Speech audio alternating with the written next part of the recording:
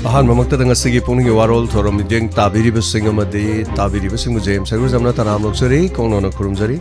asigi pungning gi warol thorom asigi season agada number asi 9077722001 ne duga asigi video call gi thamjari ba number na 7005707808 hari ba number sini number sida call to biraga asigi thorom asi yamna mapung phan biu Tarongi aho bada nungtigi phone liba pause singi headlines kara han bada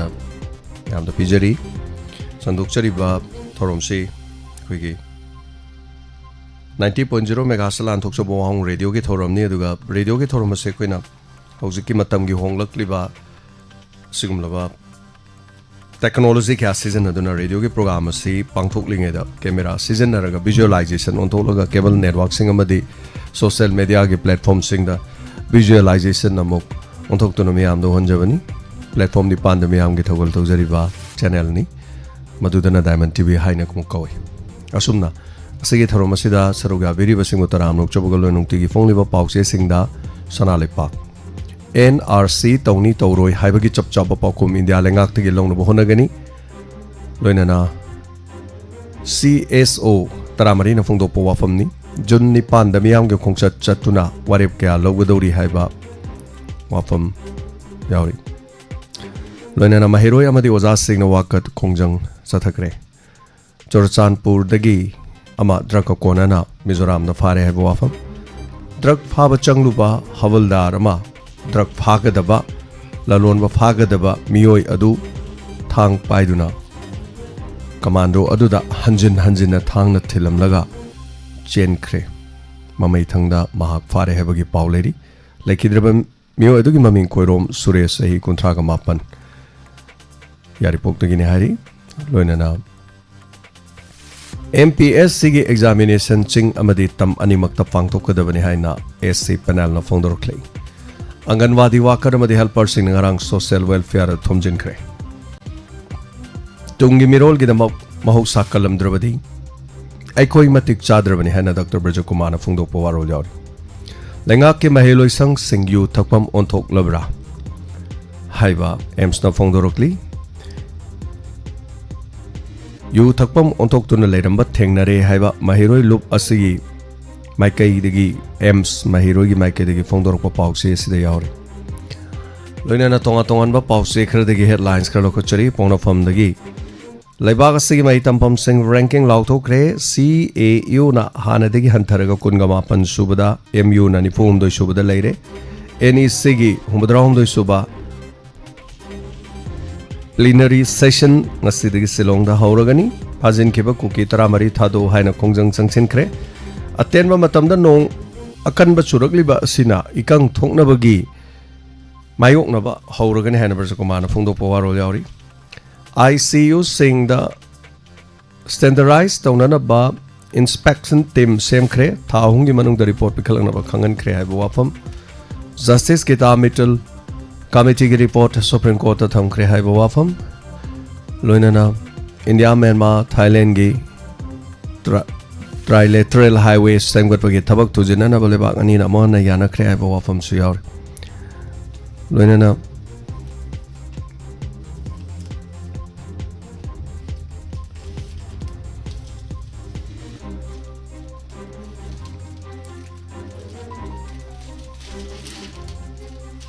Makataba pauda Uyal lan pau Nase Amit Shah na siar lo duna silong na pangtok kadaba NEC gi mi from the governor masong si minister saruga agni hari Ziri ba amda pot puba truck sing lakre ngasi escort to duna puba dauri hai ba wafam loinana yune lengang na koki mi cham tara mari butek to kai dina thado han bi haina ITL na demand to kre mapangi oiba pauda Iran amasung US na kut thana kre Kuwait India ma chama lekidre potin gi khongchat mangoi na Ukraine da drone attack tawduna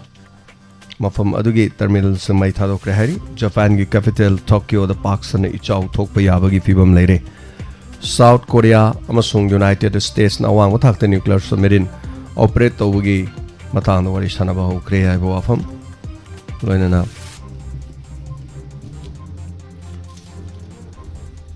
Iran ki drone Kuwait ki international airport mang tahan kre. Pakistan Security Force na terrorist ni singna ba miyo tara threat hat kre hai ba wafam loina na Delhi de am nuai ta ba pau hotel ama mai chak pa ma pale bak ta gi lak ba miyo tara threat yaw na punna miyo kun ga ma thoi mai ne chak pa da sikre sig loina na loijare nung ti gi phone li ba pau se sing gi lok thok cha ba maroi ba pau makha tarak ko si koi gi number da call to viduna thorom si da saru ga biu koi gi number hang dok chare nuga thorom si da saru ga biri ba caller sing da koina haijaning ba de adom na call to biri ba si numit marini surabra king biu yari ba makai numit marini gap leiraga koi khudong sa ba si pinasi aduga faza ba wafam sing pokat piu lakadori ba koi marakta hai batar hoji ki sponsor yam leitabni no kone sponsor sigi yeng kan tawjabani kale di 15 days ki torok pasu yai ana hoji makki di 30 days ki oina tawjari mathangi da masi putok piriba koi gi madam Rita oinamna collar ani da lupa songa pigani haina pali singama sponsor tawduna thambire masi gi da maktasu madam Rita oinam su thagachari adom su koi gi Morning Togat Piba, Sigma, Collar Sing the Tobio. Ko you make it a show Tamjagani, hello? Hello. Mingama the life from Tapio? Boy Bunga, Sarampaki, Makin Honey, I do WARONG Kita, I Jeraki and Tobjerapane. Tapio, Madam, Pagati, Tapi, the Bumiam, the Sogi Lang, the Yorozungaki, and not Mana, Hanana from the Karisoro Negima, Tapio. Nagiju. Sagi isagi wat phangpado mana phangpado adudagi nei phone torisi na sei bau phanggi ngarang ju na ju masi di phangya ai ngai ra leram hoi sina chum phangi mai sa mai ju waron thara haijara ke akhoi gi sigi sarangpat mamang nei kai je uran be yam hai ba uran be yam leire ai haide haidong da bane ba ko uran be yam leire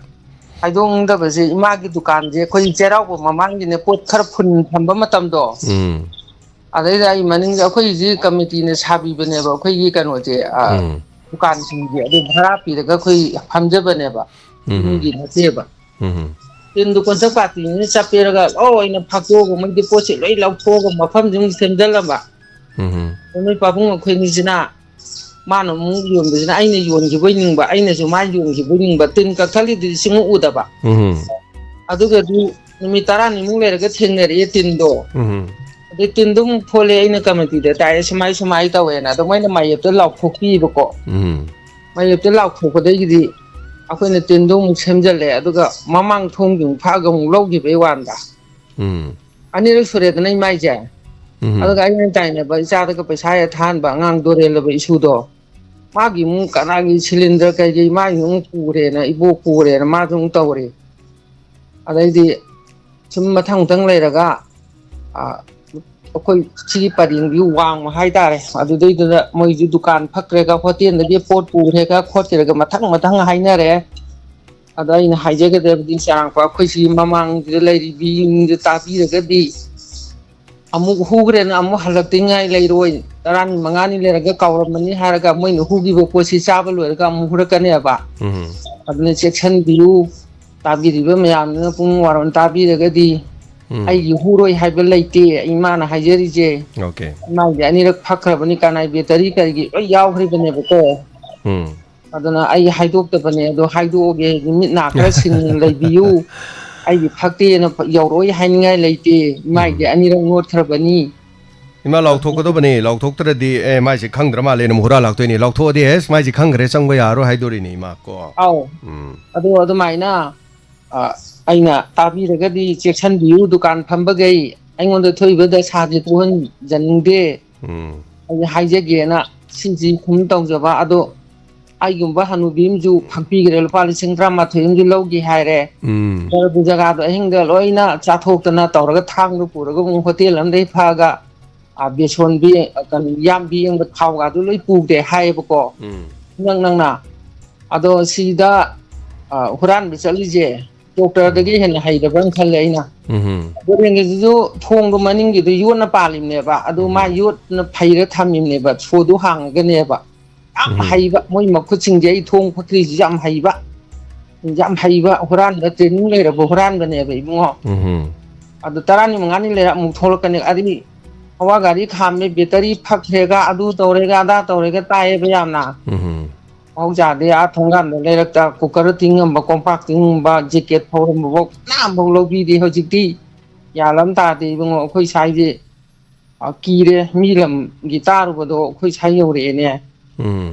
ꯁꯤꯁꯨ ꯍꯥꯏꯅꯤꯡꯕ ꯑꯗꯒꯤ ꯀꯣꯏꯅ ꯆꯠꯄꯗꯣ ꯍꯣꯏ ꯍꯣꯏ ꯏꯃꯥꯒꯤꯗ ꯇꯧꯖꯦꯅ ꯍꯥꯏꯅꯔꯕꯅꯦ ꯅꯤꯔꯃꯂꯥꯗ ꯁꯟꯖꯤꯇꯥꯅ ꯍꯥꯏꯍꯟꯈ꯭ꯔꯕꯅꯦ ꯏꯃꯥ ꯃꯣꯏ ꯃꯇꯝ ꯂꯦꯞꯄꯛꯀꯅꯤ ꯑꯗꯨ ꯑꯩꯈꯣꯏꯅ ꯍꯥꯏꯕ ꯉꯝꯗ꯭ꯔꯤ ꯏꯃꯥ ꯍꯧꯖꯤꯛ ꯃꯌꯥꯝ ꯑꯧ ꯂꯩꯔꯤꯕꯅꯤ ꯏꯃꯥꯒꯤꯗ ꯃꯃꯥꯡꯗꯀꯣ ꯏꯃꯥꯒꯤꯗ ꯇꯧꯖꯒꯦ ꯑꯩ ꯃꯌꯥꯝꯒꯤ ꯁꯦꯕꯥ ꯇꯧꯖꯒꯦꯅ ꯑꯩꯅ ꯍꯥꯏꯈꯤꯕꯅꯦꯕ ꯑꯩꯒꯤꯗ ꯇꯧꯒꯦꯅ ꯁꯟꯖꯤꯇꯥꯟꯁꯨ ꯌꯥꯏ ꯏꯅꯦꯒꯤꯗ ꯑꯗꯨꯝ ꯇꯧꯁꯤ ꯏꯃꯥ ꯍꯣꯏ ꯍꯣꯏ ꯑꯗꯨꯅ ꯇꯣꯉꯥꯟꯅ ꯈꯟꯅꯔꯁꯤ ꯏꯃꯥ ꯀꯣ ꯑꯗꯨꯅ ꯇꯣꯉꯥꯟꯅ ꯈꯟꯅꯔꯁꯤ ꯐꯔꯦ ꯐꯔꯦ ꯃꯌꯥꯝ ꯅꯨꯡꯉꯥꯏꯔꯦ ꯑꯗꯣ ꯍꯧꯖꯤꯛ ꯍꯨꯔꯥꯟꯕꯗꯨ ꯆꯦꯛꯁꯤꯟꯕꯤꯔꯣ ꯏꯃꯥ ꯗꯨꯀꯥꯟ ꯁꯣ ꯌꯥꯝ ꯀꯟꯅ ꯆꯥꯎꯅ ꯐꯖꯅ ꯂꯣꯟꯕꯤꯌꯨ ꯑꯗꯨꯒ ꯌꯦꯡꯃꯤꯟꯅꯁꯤ ꯏꯃꯥ ꯀꯣꯏꯅ ꯆꯠꯄꯒꯤꯗꯤ ꯃꯌꯥꯝ ꯂꯩꯔꯤ ꯄꯨꯟꯅ ꯍꯧꯖꯤꯛ 12, 2, ꯂꯩꯔꯤ ꯑꯗꯨꯅ ꯃꯥꯒꯤ ꯑꯍꯥꯟꯕꯁꯤꯡꯗꯣ ꯑꯉꯥꯡꯁꯤꯡꯅ ꯂꯦꯞꯄꯛꯀꯅꯤ ꯃꯇꯝ ꯑꯗꯨꯒ ꯁꯣꯏꯗꯅ ꯃꯊꯪ ꯁꯣꯏꯗꯅ ꯅꯣꯡꯃꯗꯤ ꯂꯥꯛꯑꯗꯧꯕꯅꯤ ꯑꯗꯨꯅ ꯊꯥꯒꯠꯆꯔꯤ ꯀꯣ ꯅꯤꯡꯁꯤꯡꯃꯤꯟꯅꯁꯤ ꯑꯗꯨꯒ ꯁ꯭ꯇꯥꯐꯁꯤꯡꯗ ꯍꯦꯛꯇ ꯍꯪꯕꯤꯌꯨ ꯃꯔꯨꯑꯣꯏꯅ ꯑꯣꯂꯦꯟ ꯍꯪꯕꯤꯌꯨ ꯅꯤꯔꯃꯂꯥ ꯍꯪꯕꯤꯌꯨ ꯁꯨꯔꯖꯤꯠ ꯍꯪꯕꯤꯌꯨ ꯑꯇꯩ ꯇꯪ ꯀꯣꯂꯔꯗ ꯈꯨꯗꯣꯡꯆꯥꯕ ꯄꯤꯖꯔꯤ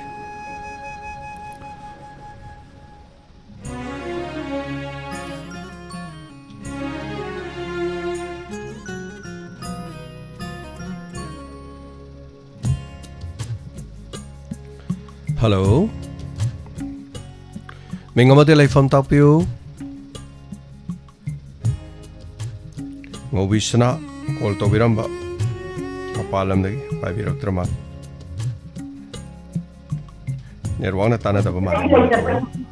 Hello.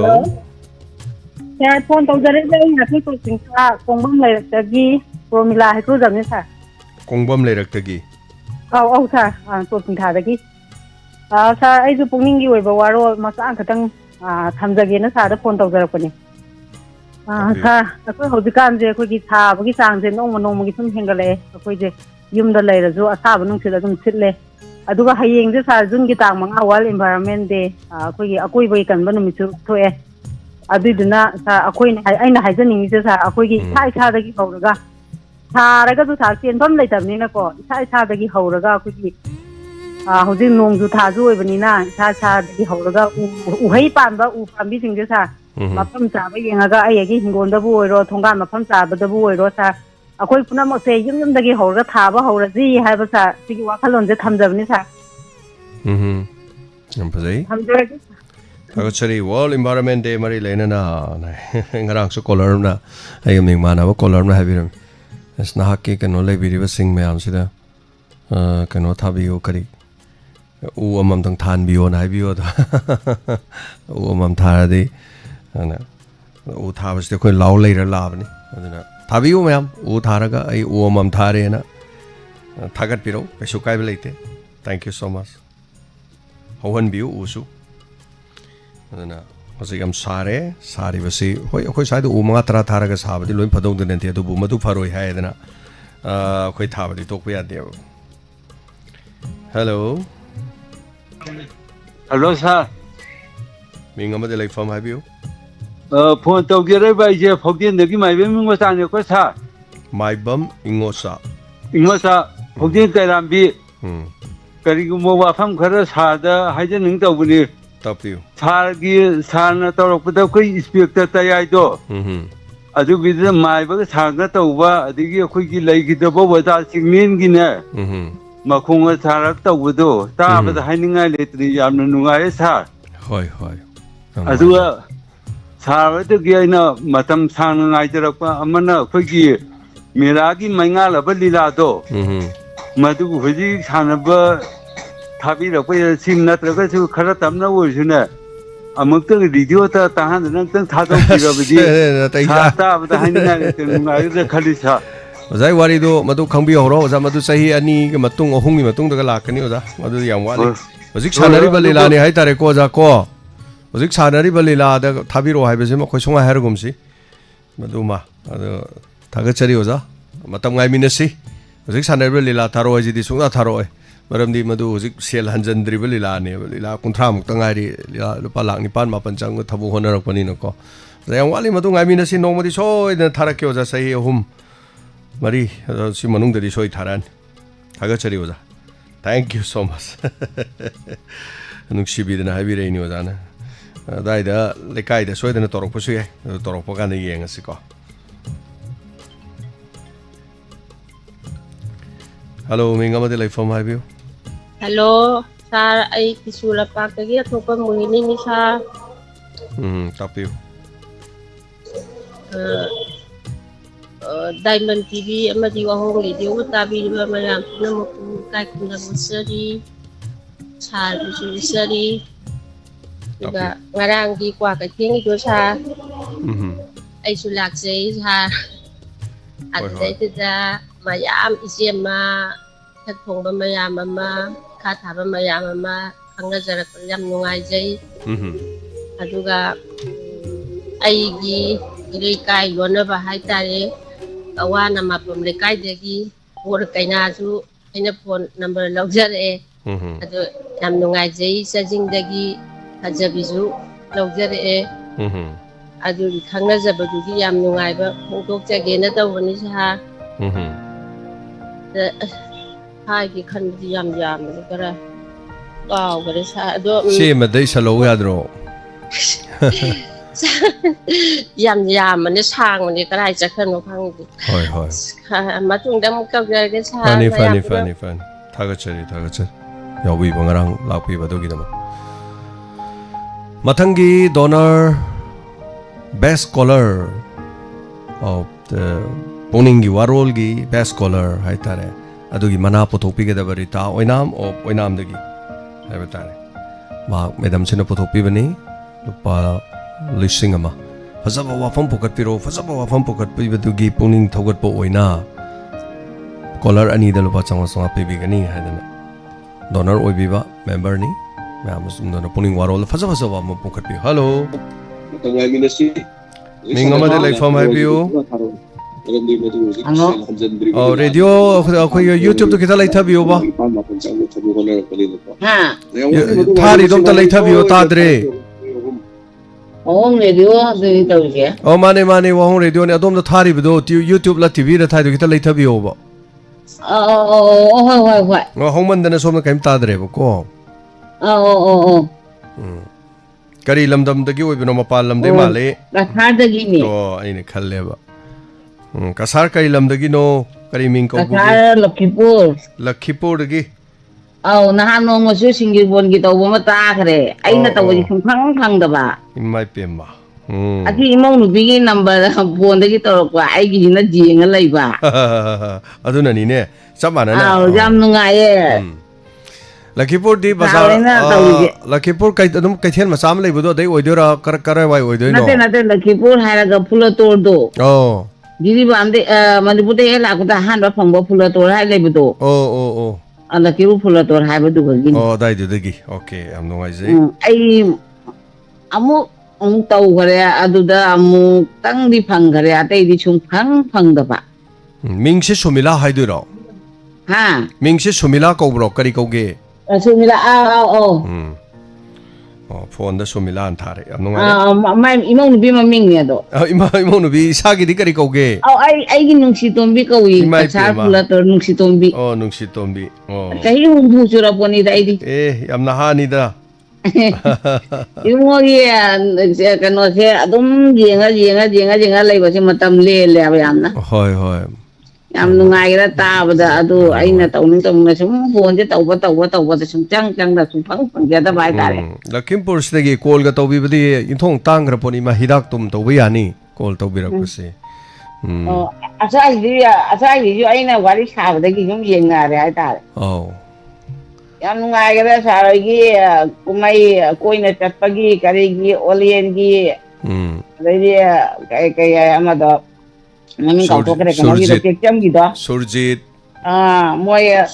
मम्मी निले द कावरी पुष्पा रेडी निमला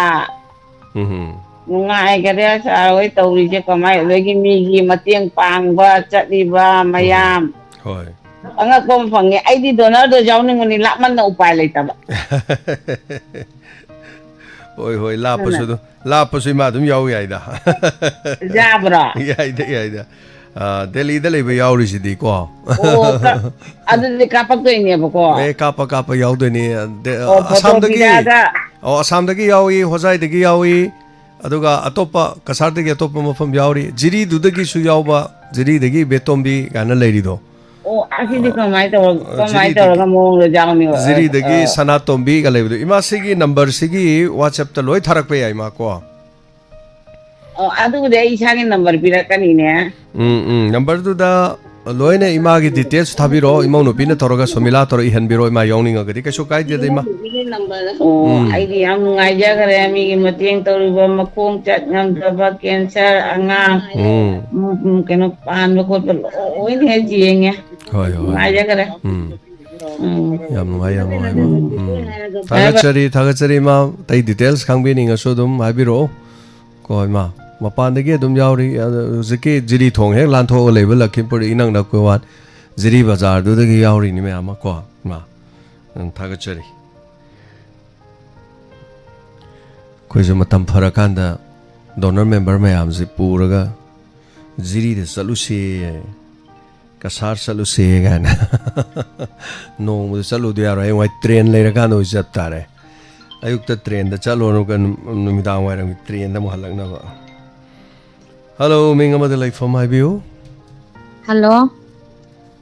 ꯇꯔꯥꯝꯅꯣꯛꯆꯔꯤ ꯁꯥꯔ ꯑꯩ ꯀ꯭ꯋꯥꯁꯤꯐꯥꯏꯗꯩ ꯁꯔꯃꯤꯂꯥ ꯇꯥꯛꯄꯤꯌꯨ ꯁꯥꯔ ꯑꯩꯈꯣꯏ ꯄꯨꯛꯅꯤꯡꯒꯤ ꯑꯣꯏꯕ ꯋꯥꯔꯣꯜ ꯈꯤꯇ ꯐꯣꯡꯗꯣꯛꯆꯒꯦ ꯍꯥꯏꯇꯥꯔꯦ ꯑꯩꯈꯣꯏ ꯈꯨꯜꯁꯦ ꯍꯧꯖꯤꯛꯁꯦ ꯇꯥꯛꯄꯤꯌꯨ ꯀꯔꯤ ꯍꯥꯏꯗꯣꯏꯅꯣ ꯈꯪꯗꯦ ꯁꯥꯔ ꯑꯩꯈꯣꯏ ꯋꯥꯅ ꯍꯣꯠꯅꯖꯕ ꯄꯣꯠꯁꯦ ꯌꯥꯝ ꯍꯣꯡꯉꯦꯕ ꯍꯧꯖꯤꯛꯁꯦ ꯍꯣꯏꯅꯦ ꯍꯦꯛꯇꯕꯁꯨ ꯌꯥꯗꯦ ꯑꯗꯒꯤ ꯕꯖꯥꯔꯗ ꯄꯨꯈꯠꯂꯦ ꯑꯩꯈꯣꯏꯒꯤ ꯊꯕꯤ ꯐꯪꯉꯦ ꯀꯦꯖꯤꯗ ꯂꯨꯄꯥ 8 ꯊꯤꯕ ꯑꯗꯒꯤ ꯑꯩꯈꯣꯏꯒꯤ ꯍꯋꯥꯏ ꯑꯁꯥꯡꯕꯤ ꯑꯗꯒꯤ ꯇꯥꯡꯈꯨꯜ ꯍꯋꯥꯏꯒꯥꯁꯦ ꯃꯃꯜꯁꯦ ꯑꯩꯈꯣꯏꯒꯤ ꯈꯨꯠꯁꯨꯃꯟꯁꯦ ꯏꯐꯪ ꯐꯪꯗ꯭ꯔꯕ ꯍꯥꯏꯇꯥꯔꯦ ꯃꯄꯥꯟꯂꯣꯝꯗꯩ ꯄꯨꯁꯜꯂꯛꯄ ꯄꯣꯠꯅ ꯇꯥꯡꯕ ꯑꯗꯨꯅ ꯑꯩꯈꯣꯏ ꯈꯥꯃꯦꯟꯁꯤ ꯈꯨꯜꯁꯤꯗ ꯆꯨꯝꯅꯒꯤ ꯈꯥꯃꯦꯟ ꯑꯁꯥꯡꯕꯤꯁꯦ ꯀꯌా ꯄꯤꯔꯤ ꯀꯤꯂꯣꯗ ꯑꯣ ꯂꯨꯄꯥ 10 ꯄꯤꯌꯦ ꯁꯥꯔ ꯏꯃꯥꯏ ꯄꯦꯝꯃ ꯁꯤꯗ 30-40 ꯄꯤꯌꯦ ꯑꯩꯈꯣꯏ ꯁ꯭ꯋꯥꯏꯗꯗꯤ ꯑꯁ ꯑꯗꯨ ꯁꯥꯔ ꯑꯗꯨꯗ ꯌꯣꯜꯂꯛꯑꯁꯤꯔ ꯈꯪꯗꯦ ꯑꯗꯨꯅꯕꯨ ꯑꯗꯨꯒ ꯐꯔꯦ ꯒꯥꯔꯤꯗ ꯍꯥꯞꯆꯜꯂ ꯌꯣꯟꯕ ꯈꯥꯃꯦꯟꯗꯣ ꯑꯗꯨꯝ ꯂꯨꯄꯥ 90-30 ꯑꯗꯨꯝ ꯄꯤ ꯑꯗꯒꯤ ꯊꯕꯤꯁꯨ ꯑꯗꯨꯝ ꯄꯥꯡꯒꯟ ꯌꯥꯝꯃꯤ ꯈꯥꯃꯦꯟꯗꯣ ꯁꯥꯔ ꯑꯩꯈꯣꯏ ꯄꯥꯡꯒꯟ ꯈꯥꯃꯦꯟꯗꯨꯅ ꯂꯨꯄꯥ 8 ꯄꯤ ꯀꯦꯖꯤꯗ ꯏꯃꯥꯏ ꯄꯦꯝꯃ ꯑꯗꯨꯒ ꯍꯋꯥꯏ ꯑꯁꯥꯡꯕꯤꯁꯨ ꯀꯦꯖꯤꯗ ꯂꯨꯄꯥ 10 ꯄꯤꯕ ꯑꯗꯨꯅ ꯄꯣꯠꯁꯦ ꯑꯩꯈꯣꯏ ꯍꯧꯖꯤꯛ ꯑꯩꯈꯣꯏ ꯂꯧꯕꯨꯛꯇꯩꯅꯤ ꯁꯥꯔ ꯇꯧꯖꯔꯛꯏꯁꯦ ꯑꯩꯈꯣꯏ ꯈꯨꯂꯪ 8-9 ꯈꯥꯃꯦꯟ ꯑꯁꯤꯟꯕꯤ ꯃꯅꯥ ꯆꯞꯄꯤꯕ ꯑꯗꯩ ꯍꯦꯛꯇꯕꯁꯨ ꯌꯥꯗꯦ ꯑꯗꯩ ꯁꯦꯝꯗꯕꯁꯨ ꯌꯥꯗꯦ ꯑꯗꯨꯒ ꯑꯩꯈꯣꯏ ꯈꯨꯠꯁꯨꯃꯟ ꯂꯦꯕꯔꯒꯤ ꯆꯥꯔꯖ ꯈꯥꯏꯗꯣꯛꯈ꯭ꯔꯒ ꯑꯩꯈꯣꯏ ꯃꯄꯨꯒꯤ ꯄꯣꯠꯁꯦ ꯏꯐꯪ ꯐꯪꯗ꯭ꯔꯦ ꯑꯗꯨꯒ ꯃꯄꯥꯟꯂꯣꯝꯗꯩ ꯄꯨꯁꯤꯜꯂꯛꯄ ꯄꯣꯠꯁꯤꯅ ꯑꯗꯨꯝ ꯇꯥꯡꯕ ꯑꯗꯣ ꯑꯩꯈꯣꯏꯒꯤ ꯏꯁꯥꯒꯤ ꯈꯨꯡꯒꯪꯗ ꯍꯥꯏꯗꯤ ꯑꯩꯈꯣꯏ ꯃꯅꯤꯄꯨꯔꯗ ꯐꯪꯉꯤꯕ ꯄꯣꯠꯊꯣꯛꯁꯤꯅ ꯍꯦꯛ ꯏꯍꯣꯡ ꯍꯣꯡꯕꯒꯨꯝꯕ ꯀꯔꯤ ꯍꯥꯏꯗꯣꯏꯅꯣ ꯈꯪꯗꯦ ꯁꯥꯔ ꯑꯩꯈꯣꯏ ꯀ꯭ꯋꯥꯁꯤꯐꯥꯏꯁꯦ ꯍꯧꯖꯤꯛꯁꯦ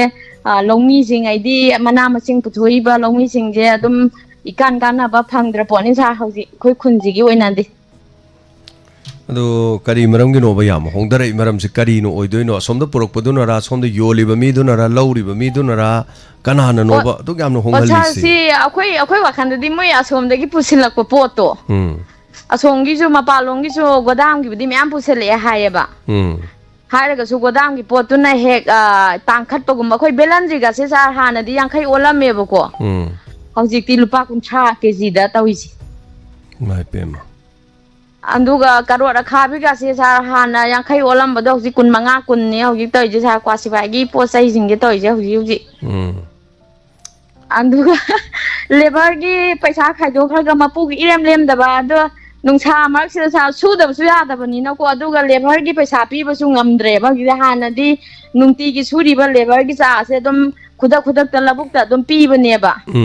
ꯑꯗꯣ ꯍꯧꯖꯤꯛꯇꯤ ꯂꯧꯄꯨꯁꯤꯅꯁꯨ ꯑꯩꯈꯣꯏ ꯂꯧꯕꯨꯛ ꯈꯨꯗꯛꯇ ꯄꯤꯕꯁꯨ ꯉꯝꯗ꯭ꯔꯦ ꯃꯔꯝꯗꯤ ꯉꯁꯥꯏꯒꯤ ꯍꯋꯥꯏ ꯀꯦꯖꯤ 100 ꯍꯦꯛꯄꯗ ꯈꯨꯂꯪ 4 ꯅꯦꯛꯈ꯭ꯔꯦꯅ ꯈꯜꯂꯁꯦꯕ 4ꯗꯨꯒꯤ ꯄꯩꯁꯥ ꯂꯨꯄꯥ 900 ꯈꯥꯏꯗꯣꯛꯈ꯭ꯔꯕ ꯃꯇꯨꯡꯗ ꯂꯧꯄꯨꯗꯨꯒꯤ ꯂꯨꯄꯥ 200 ꯃꯨꯛꯀ ꯐꯪꯍꯧꯕ ꯑꯗꯨꯃꯥꯏꯅ ꯇꯧꯔꯕ ꯍꯥꯏꯇꯥꯔꯦ ꯑꯗꯨꯗꯤ ꯊꯥꯗꯈꯤꯕ ꯁꯦꯟꯐꯝꯗꯨꯒ ꯆꯥꯟꯅꯗ꯭ꯔꯦꯕ ꯌꯥꯝꯅ ꯑꯗꯨꯅꯤ ꯁꯥꯔ ꯑꯁ ꯑꯩꯈꯣꯏ ꯊꯥꯗꯕꯗꯤ ꯌꯥꯗꯦ ꯁꯦꯝꯗꯕꯁꯨ ꯌꯥꯗꯦ ꯑꯗꯨꯒ ꯍꯧꯖꯤꯛꯀꯤ ꯑꯩꯈꯣꯏꯒꯤ ꯃꯅꯤꯄꯨꯔꯒꯤ ꯏꯔꯥꯡꯁꯤꯗꯁꯨ ꯑꯌꯥꯝꯕ ꯍꯥꯏꯇꯥꯔꯦ ꯑꯩꯈꯣꯏ ꯂꯝ ꯖꯒꯥꯗ ꯂꯂꯣꯟꯕꯤ ꯂꯥꯛꯄꯁꯤꯡꯁꯤꯅ ꯄꯨꯒꯗꯕꯁꯨ ꯑꯩꯈꯣꯏꯒꯤ ꯏꯔꯥꯡꯁꯤꯅꯁꯨ ꯑꯌꯥꯝꯕ ꯄꯨꯗꯕꯒꯤꯁꯨ ꯑꯣꯏꯕꯅꯦꯅꯕꯨꯗꯤ ꯍꯥꯏ ꯑꯗꯨꯏꯁꯨ ꯑꯩꯈꯣꯏꯅ ꯑꯗꯨꯝ ꯍꯣꯠꯅꯖꯕꯁꯤꯒ ꯑꯗꯨꯝ ꯈꯔ ꯈꯦꯠꯅꯕ ꯍꯥꯏꯇꯥꯔꯦ ꯁꯥꯔ ꯑꯗꯨꯒꯤ ꯑꯗꯨꯝ ꯐꯣꯡꯗꯣꯛꯆꯔꯛꯄꯅꯤ ꯁꯥꯔ ꯌꯥꯝ ꯅꯨꯡꯉꯥꯏꯖꯩ ꯁꯔꯃꯤꯂꯥ ꯁꯤꯐꯥꯏꯗꯒꯤꯅ ꯇꯥꯛꯄꯤꯔꯛꯂꯤꯕ ꯋꯥꯐꯝꯁꯦ ꯑꯃꯔꯣꯏꯕ ꯋꯥꯐꯝꯅꯤ ꯑꯗꯨꯕꯨ ꯄꯣꯠ ꯆꯩꯁꯤ ꯌꯥꯝ ꯍꯣꯡꯕꯒꯤ ꯋꯥꯐꯝ ꯑꯃꯁꯨ ꯇꯝꯕꯤꯔꯛꯏ ꯇꯥꯕꯗꯗꯤ ꯅꯨꯡꯉꯥꯏꯖꯗꯦ ꯑꯗꯨꯕꯨ ꯀꯔꯝꯍꯥꯏꯅ ꯇꯧꯔꯤꯖꯥꯠꯅꯣ ꯈꯪꯗꯦ ꯑꯩꯈꯣꯏ ꯁ꯭ꯋꯥꯏꯗꯗꯤ ꯑꯗꯨꯝ ꯇꯥꯡꯉꯤ ꯈꯥꯃꯦꯟꯁꯨ ꯇꯥꯡꯉꯤ ꯊꯕꯤꯁꯨ ꯇꯥꯡꯉꯤ ꯍꯋꯥꯏ ꯑꯁꯥꯡꯕꯁꯨ ꯇꯥꯡꯉꯤ ꯑꯗꯨꯝ ꯇꯥꯡꯉꯤꯅꯤ ꯑꯩꯈꯣꯏ ꯁꯤꯗꯗꯤ ꯁ꯭ꯋꯥꯏ ꯌꯧꯔꯛꯄꯗꯗꯤ ꯍꯥꯏꯇꯥꯔꯦ ꯑꯦꯅꯤꯋꯦ ꯊꯥꯒꯠꯆꯔꯤ ꯊꯧꯔꯝ ꯁꯔꯨꯛ ꯍꯥꯏꯕꯤꯔꯛꯄ ꯉꯁꯤ ꯐꯖꯕ ꯋꯥꯐꯝ ꯑꯃ ꯄꯨꯈꯠꯄꯤꯔꯛꯄ ꯁꯤꯒꯤꯗꯃꯛ ꯀꯣꯂꯔꯁꯤꯡꯅ ꯐꯖꯕ ꯋꯥꯐꯝꯁꯤꯡ ꯄꯨꯈꯠꯄꯤꯌꯨ ꯑꯩꯈꯣꯏꯒꯤ ꯊꯧꯔꯝꯁꯤꯗ ꯑꯗꯨꯒ ꯍꯜꯂꯣ ꯃꯤꯡ ꯑꯃꯗꯤ ꯂꯩꯐꯝ ꯍꯥꯏꯕꯤꯌꯨ ꯍꯜꯂꯣ ꯁꯤꯅꯣꯂꯦꯔꯛꯀꯤ ꯏꯃꯥ ꯁꯈꯤꯅꯤ ꯏꯃꯥ ꯁꯈꯤ ꯀꯔꯤ ꯍꯥꯏꯕꯤꯅꯤꯡꯉꯤ ꯇꯥꯕꯤꯔꯤꯕ ꯌꯦꯡꯕꯤꯔꯤꯕ ꯃꯌꯥꯝꯕꯨꯁꯨ ꯃꯃꯥꯅ ꯏꯀꯥꯏ ꯈꯨꯝꯅꯕ ꯏꯆꯥꯕꯨꯁꯨ ꯋꯦꯜꯀꯝ ꯇꯧꯖꯔꯤ ꯃꯃꯥꯅ ꯉꯔꯥꯡꯒꯤ ꯈꯣꯡꯆꯠꯇꯨꯁꯨ ꯌꯥꯝ ꯅꯨꯡꯉꯥꯏ ꯍꯥꯏꯕ ꯇꯥꯔꯦ ꯑꯩꯁꯨ ꯁꯤꯒꯤ ꯗꯥꯏꯃꯟꯒꯤ ꯁꯤꯒꯤ ꯈꯣꯡꯆꯠꯁꯦ ꯅꯍꯥꯟ ꯇ꯭ꯔꯣꯡ ꯂꯥꯎꯕꯤꯗꯨꯒ ꯑꯅꯤꯔꯛ ꯁꯨꯔꯦ ꯌꯥꯝ ꯅꯨꯡꯉꯥꯏꯖꯩꯌꯦ ꯑꯗꯨꯒ ꯑꯩꯈꯣꯏꯒꯤ ꯇꯤꯟꯅꯕ ꯃꯇꯝꯗꯀꯣ ꯊꯃꯣꯏ ꯁꯦꯡꯅ ꯋꯥꯈꯜ ꯃꯥꯟꯅꯕ ꯃꯁꯦꯟ ꯇꯤꯟꯅꯕꯒꯤ ꯃꯔꯤꯁꯤꯃꯨꯛ ꯅꯨꯡꯉꯥꯏꯕꯗꯤ ꯗꯥꯏꯃꯟꯒꯤ ꯗꯣꯅꯔ ꯀꯥꯡꯕꯨꯁꯤ ꯍꯥꯏꯖꯅꯤꯡꯉꯤ ꯁꯥꯔ ꯑꯗ ꯁꯤꯒꯤ ꯑꯩꯈꯣꯏ ꯏ ꯃꯔꯤ ꯈꯛꯇꯅ ꯂꯣꯏꯅꯃꯛ ꯑꯐꯕ ꯃꯤꯅꯤ ꯍꯥꯏꯕꯁꯤꯁꯨ ꯏꯃꯥꯅ ꯌꯥꯖꯅꯤꯡꯗꯦ ꯏ ꯃꯔꯤ ꯅꯠꯇꯕ ꯇꯤꯟꯅꯕ ꯃꯁꯦꯟꯁꯤꯁꯨ ꯂꯣꯏꯅꯃꯛ ꯑꯩꯈꯣꯏꯒꯤ ꯐ꯭ꯔꯦꯟꯁꯤꯞ ꯉꯥꯛꯇꯅꯤ ꯍꯥꯏꯕ ꯋꯥꯐꯝꯁꯤꯁꯨ ꯊꯝꯖꯒꯦ ꯃꯃꯥꯅ ꯑꯗꯨꯒ ꯑꯩꯈꯣꯏꯒꯤ ꯑꯩꯅ ꯂꯩꯖꯔꯤꯕ ꯍꯧꯖꯤꯛ ꯃꯐꯝꯁꯦ ꯀꯩꯁꯥꯝꯊꯣꯡ ꯀꯦꯟꯗ꯭ꯔꯅꯤ ꯑꯗꯨꯒ ꯃꯅꯤꯡꯒꯤꯁꯤꯅ ꯁꯒꯣꯜꯕꯟ ꯀꯦꯟꯗ꯭ꯔꯅꯤ ꯀꯦꯟꯗ꯭ꯔ ꯑꯅꯤꯒꯤ ꯇꯥꯏꯅꯕꯁꯤ ꯌꯥꯝ ꯐꯔꯛ ꯇꯥꯏꯌꯦꯕ ꯑꯗꯨꯕꯨ ꯑꯣꯅꯔꯦꯕꯜ MLA ꯁꯒꯣꯜꯕꯟ ꯀꯦꯟꯗ꯭ꯔꯒꯤ RK ꯏꯃꯣ ꯃꯥꯁꯦ ꯑꯩꯈꯣꯏꯒꯤ ꯂꯩꯀꯥꯏꯒꯤ ꯀ꯭ꯂꯕꯁꯤꯒ ꯌꯥꯝꯅ ꯀ꯭ꯂꯣꯖ ꯑꯣꯏꯅ ꯈꯨꯠꯁꯝꯅꯅ ꯆꯠꯃꯤꯟꯅꯕꯁꯤꯅ ꯃꯔꯝ ꯑꯣꯏꯗꯅ ꯃꯥꯅ ꯂꯝꯕꯤꯁꯦ ꯐꯖꯅ ꯁꯦꯝꯕꯤꯕ ꯑꯗꯨꯒ ꯑꯩꯈꯣꯏꯒꯤ ꯍꯥꯏꯔꯤꯕ ꯀꯦꯟꯗ꯭ꯔꯁꯤꯒꯤꯗꯤ ꯂꯩꯔꯛ ꯃꯅꯨꯡꯐꯥꯎ ꯍꯧꯖꯤꯛ ꯀꯣꯏꯂꯥꯁ ꯊꯥꯗꯅ ꯌꯥꯝ ꯅꯨꯡꯉꯥꯏꯔꯦ ꯁꯤꯒꯤꯗꯃꯛꯇ RK ꯏꯃꯣꯕꯨ ꯑꯩꯅ ꯋꯥꯍꯣꯡ ꯔꯦꯗꯤꯑꯣꯒꯤ ꯊꯣꯡꯗ ꯊꯥꯒꯠꯆꯔꯤ ꯑꯗꯨꯒ ꯑꯃꯅ ꯑꯩꯈꯣꯏꯒꯤ ꯂꯩꯖꯔꯤꯕ ꯏꯝꯐꯥꯜ ꯃ꯭ꯌꯨꯅꯤꯁꯤꯄꯥꯂꯤꯇꯤ ꯑꯦꯔꯤꯌꯥꯁꯤ ꯑꯩꯈꯣꯏ ꯌꯨꯝ ꯑꯃꯃꯝꯒꯤ ꯗꯁꯕꯤꯟ ꯑꯁꯪꯕ ꯑꯃꯒ ꯍꯤꯒꯣ ꯑꯃꯒ ꯑꯅꯤ ꯂꯣꯏ ꯄꯤꯌꯦꯕ ꯗꯁꯕꯤꯟꯁꯦ ꯈꯔ ꯑꯌꯥꯝꯕꯅ ꯌꯨꯝꯊꯣꯡ ꯈꯨꯗꯤꯡꯒꯤ ꯌꯥꯎꯗꯦ ꯑꯌꯥꯎꯕ ꯈꯔ ꯑꯗꯨꯝ ꯌꯥꯎꯔꯤ ꯑꯗꯨꯒ ꯁꯤꯅ ꯃꯔꯝ ꯑꯣꯏꯗꯅ ꯑꯩꯈꯣꯏꯒꯤ ꯗ꯭ꯔꯦꯟꯁꯦ ꯂꯨꯈꯥꯛꯀꯣꯝꯒꯤ ꯇꯥꯏꯞꯇ ꯄꯨꯡꯍꯩꯗ ꯍꯩꯊꯕ ꯍꯥꯏꯇꯥꯔꯦ ꯑꯗ ꯏꯃꯥꯅ ꯍꯥꯏꯖꯅꯤꯡꯕꯅ ꯆꯥꯕ ꯊꯛꯄꯒꯤ ꯁꯨꯝ ꯄꯥꯟꯅꯕꯒꯤ ꯋꯥꯗꯤ ꯅꯠꯇꯦ ꯅꯣꯡꯃꯗ ꯃꯤ ꯑꯃꯅ ꯀ꯭ꯋꯥ ꯃꯇꯞ 2-3 ꯆꯥꯊꯣꯛꯏ ꯑꯗ ꯀ꯭ꯋꯥꯗꯤ ꯍꯧꯖꯤꯛꯇꯤ ꯂꯨꯄꯥ 10-20-30 ꯂꯣꯏ ꯄꯤꯔꯦ ꯀ꯭ꯋꯥ ꯃꯇꯞ ꯑꯃꯇꯪ ꯇꯥꯊꯕꯤꯔꯒ ꯗꯁꯕꯤꯟꯁꯦ ꯌꯥꯎꯕꯤꯌꯣꯅ ꯑꯩꯅ ꯍꯥꯏꯖꯅꯤꯡꯕ ꯍꯥꯏꯇꯥꯔꯦ ꯑꯩꯈꯣꯏꯒꯤ ꯗꯁꯕꯤꯟꯁꯦ ꯊꯥ ꯑꯃꯗ ꯂꯨꯄꯥ 200 ꯈꯛꯇꯅꯦꯕ ꯑꯗꯨ ꯅꯣꯡꯃꯗ ꯂꯨꯄꯥ 8 ꯌꯧꯗꯦꯕ ꯑꯗꯨ ꯀ꯭ꯋꯥ ꯃꯇꯞ ꯑꯃꯗꯗꯤ ꯂꯨꯄꯥ 10 ꯍꯦꯟꯅ ꯄꯤꯔꯤꯅꯦꯕ ꯑꯗꯨ ꯂꯨꯄꯥ 10 ꯇꯨꯡꯁꯤꯜꯂꯒ ꯊꯥ ꯑꯃꯗ ꯂꯨꯄꯥ 200 ꯈꯥꯏꯗꯣꯛꯄꯤꯔꯒ ꯗꯁꯕꯤꯟꯁꯦ ꯌꯥꯎꯕꯤꯌꯨ ꯍꯥꯏꯅ ꯑꯩꯅ ꯋꯥꯍꯣꯡ ꯔꯦꯗꯤꯑꯣꯒꯤ ꯊꯣꯡꯁꯤꯗ ꯍꯥꯏꯖꯔꯤ ꯑꯗꯨꯒ ꯑꯩꯈꯣꯏꯒꯤ ꯉꯔꯥꯡꯒꯤ ꯈꯣꯡꯆꯠꯇꯣ ꯌꯥꯝꯅ ꯃꯄꯨꯡ ꯐꯥꯕ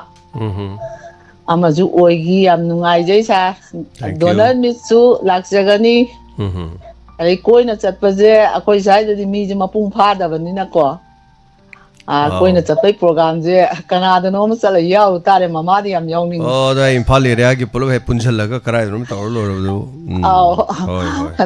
ꯑꯗꯨ ꯉꯔꯥꯡꯁꯦ ꯌꯥꯝ ꯅꯨꯡꯁꯤꯕ ꯏꯅꯥꯎꯁꯤꯡ ꯏꯆꯦꯁꯤꯡ ꯌꯥꯝ ꯊꯦꯡꯅꯖꯔꯦ ꯑꯣꯖꯥꯗꯣꯕꯩ ꯅꯨꯄꯤꯒꯗꯨ ꯌꯥꯝ ꯐꯩ ꯑꯗꯨꯒ ꯂꯣꯏꯇꯣꯡꯕꯝ ꯊꯝꯕꯥꯜ ꯇꯣꯝꯕꯤꯗꯣ ꯑꯩꯈꯣꯏ ꯁꯤ ꯀꯣꯡꯖꯦꯡ ꯍꯖꯥꯔꯤ ꯂꯩꯀꯥꯏꯗꯒꯤ ꯑꯣꯏꯔꯝꯃꯦ ꯑꯗꯒꯤ ꯑꯩꯈꯣꯏ ꯗꯥꯏꯂꯣꯛ ꯌꯥꯝ ꯐꯖꯅ ꯑꯩꯈꯣꯏ ꯊꯤꯌꯦꯇꯔꯒ ꯇꯧꯕ ꯃꯥꯟꯕ ꯅꯣꯡꯃꯥꯏꯊꯦꯝ ꯃꯃꯇꯥꯅ ꯂꯂꯥꯝꯕꯨꯡꯗꯩꯗꯨꯁꯨ ꯑꯩꯗꯤ ꯊꯤꯌꯦꯇꯔ ꯇꯧꯕ꯭ꯔꯥꯅ ꯈꯜꯂꯨꯔꯦ ꯃꯥꯗꯣ ꯇꯧꯗꯦꯌꯦ ꯑꯗꯨꯒꯁꯨ ꯊꯦꯡꯅꯖꯔꯦ ꯇꯧꯕꯗꯨꯅꯤꯅꯦ ꯑꯗꯣ ꯑꯩꯅ ꯑꯔꯣꯏꯕ ꯑꯣꯏꯅ ꯈꯔꯗꯤ ꯊꯦꯡꯉꯦ ꯏꯆꯥꯒꯤ ꯑꯦꯋꯥꯔꯗ ꯐꯪꯕꯗꯣ ꯑꯗꯨꯒꯤꯁꯨ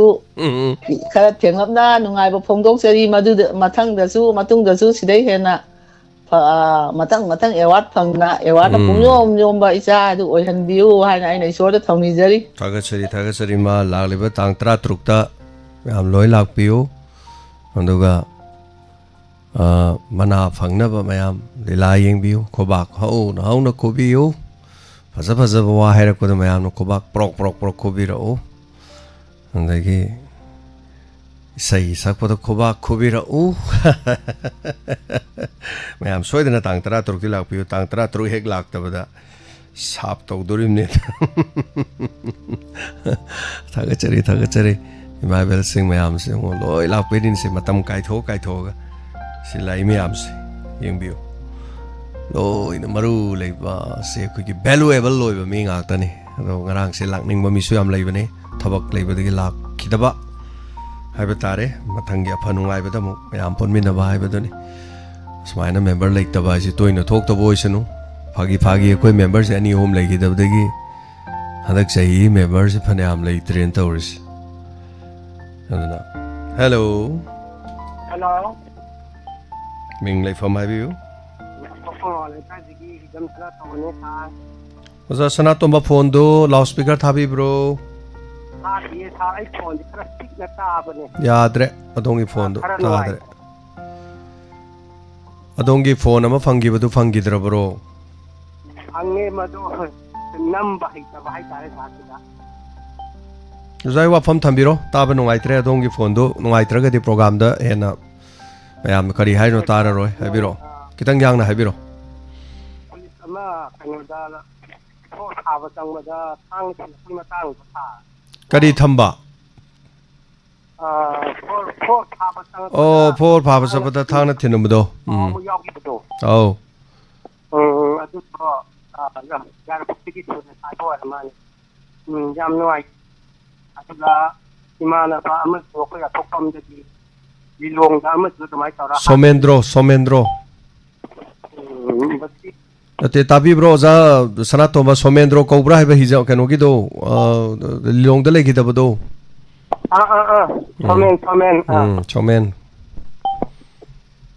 Chomen ne havaldar oi bane tu jo head constable ne hai tare ma jo number 4 pha ba chang da mangak sam da long na thila si gi bane mani to hanta ki thare sai ma jo mo je bikin ga to bomi da gam ga to male marta thador ko je tawbirak di yam noi jani thadoida mi halabani na thadoida oza sa to manu aitre adongi call do ko ado thagachari call to birak padu gi da mo to jana phabirisi ngarang ge mojing da lekhidraba yari poktagi haiba tare suresh lekhida badu yam noi te maram di manama 4 pha ba changbada thang thilakpane ba phaga doriba mi duna hai tare aduna mamang da su thoki sigumba thodok siam noi taba thodok ni haiba wafam duni tambirei bo wafam se aduna number 4 haiba se yoliba mi duna yone kya mari legrege police commando ma thabak thang thile ai ngarang lila halak pada police check am torme ai ngarang wari sajabado inspector te ai lorok pada police na check torme e khoi sarni chapiro na mayam nungsin tawire gan haiba duni am nungai 3d number 4 pha chala phari ba police thang thile jibo sem nungai tawani thadoi da masungda thadoi mi hatpagi maral da jail lai durimni da na khara kanna hai tare sahi kun mukari moma do thadoroktana manung da laina bagi da mukta so para amaga loina na tambi ge da hello good afternoon sir bisnupur lekem legi bira abi ni ma ya sikai kum no sari ngo wa pam kidang sa thamjage der habio sir aikoi gi minung sina thallaba aikoi gi diamond family da punjaruba aikoi laiba kaya da phagraba sa aikoi gi diamond tv wahong radio gi family da punjaruba aikoi laiba yam phaba misak ama ai ba koi oizare ai ba tare minung sina thallaba aikoi gi achau ba koi gi haiko lai koi la thallaba adugumba lai ko da sachaba lairang amagumba pakhak amani hai ba tare isa maksu aduna sa isa yauduna price su lauthopira me yam taawda noi jai mitu taaba horomaga emergency call ama laktana aduga last singkhalaga tai ma singna phone tawbire yadu su ise telo tama su haninga letna thagachari aduga sa aikoi gi yam nungai jaba amana yam penjaba amana aikoi gi lukha singda challaba aikoi gi ichan singi lukha bi haiba sibu sa aikoi gi ꯌꯥꯝ ꯋꯥꯅ ꯑꯩꯈꯣꯏꯒꯤ struggle ꯃꯌꯥꯝ ꯑꯃ ꯑꯩꯈꯣꯏꯒꯤ ꯀꯔꯤ ꯍꯥꯏꯒꯅꯤ ꯄꯨꯟꯁꯤ ꯈꯣꯡꯆꯠ ꯀꯌా ꯑꯃ ꯑꯩꯈꯣꯏꯒꯤ ꯁ꯭ꯇ꯭ꯔꯒꯜ ꯃꯌꯥꯝ ꯑꯃ ꯊꯦꯡꯅꯒꯗꯣꯔꯤꯅꯤ ꯁꯦꯡꯅ ꯍꯥꯏꯔꯒꯗꯤ ꯑꯩꯈꯣꯏꯒꯤ ꯑꯍꯜ ꯑꯣꯏꯔꯕ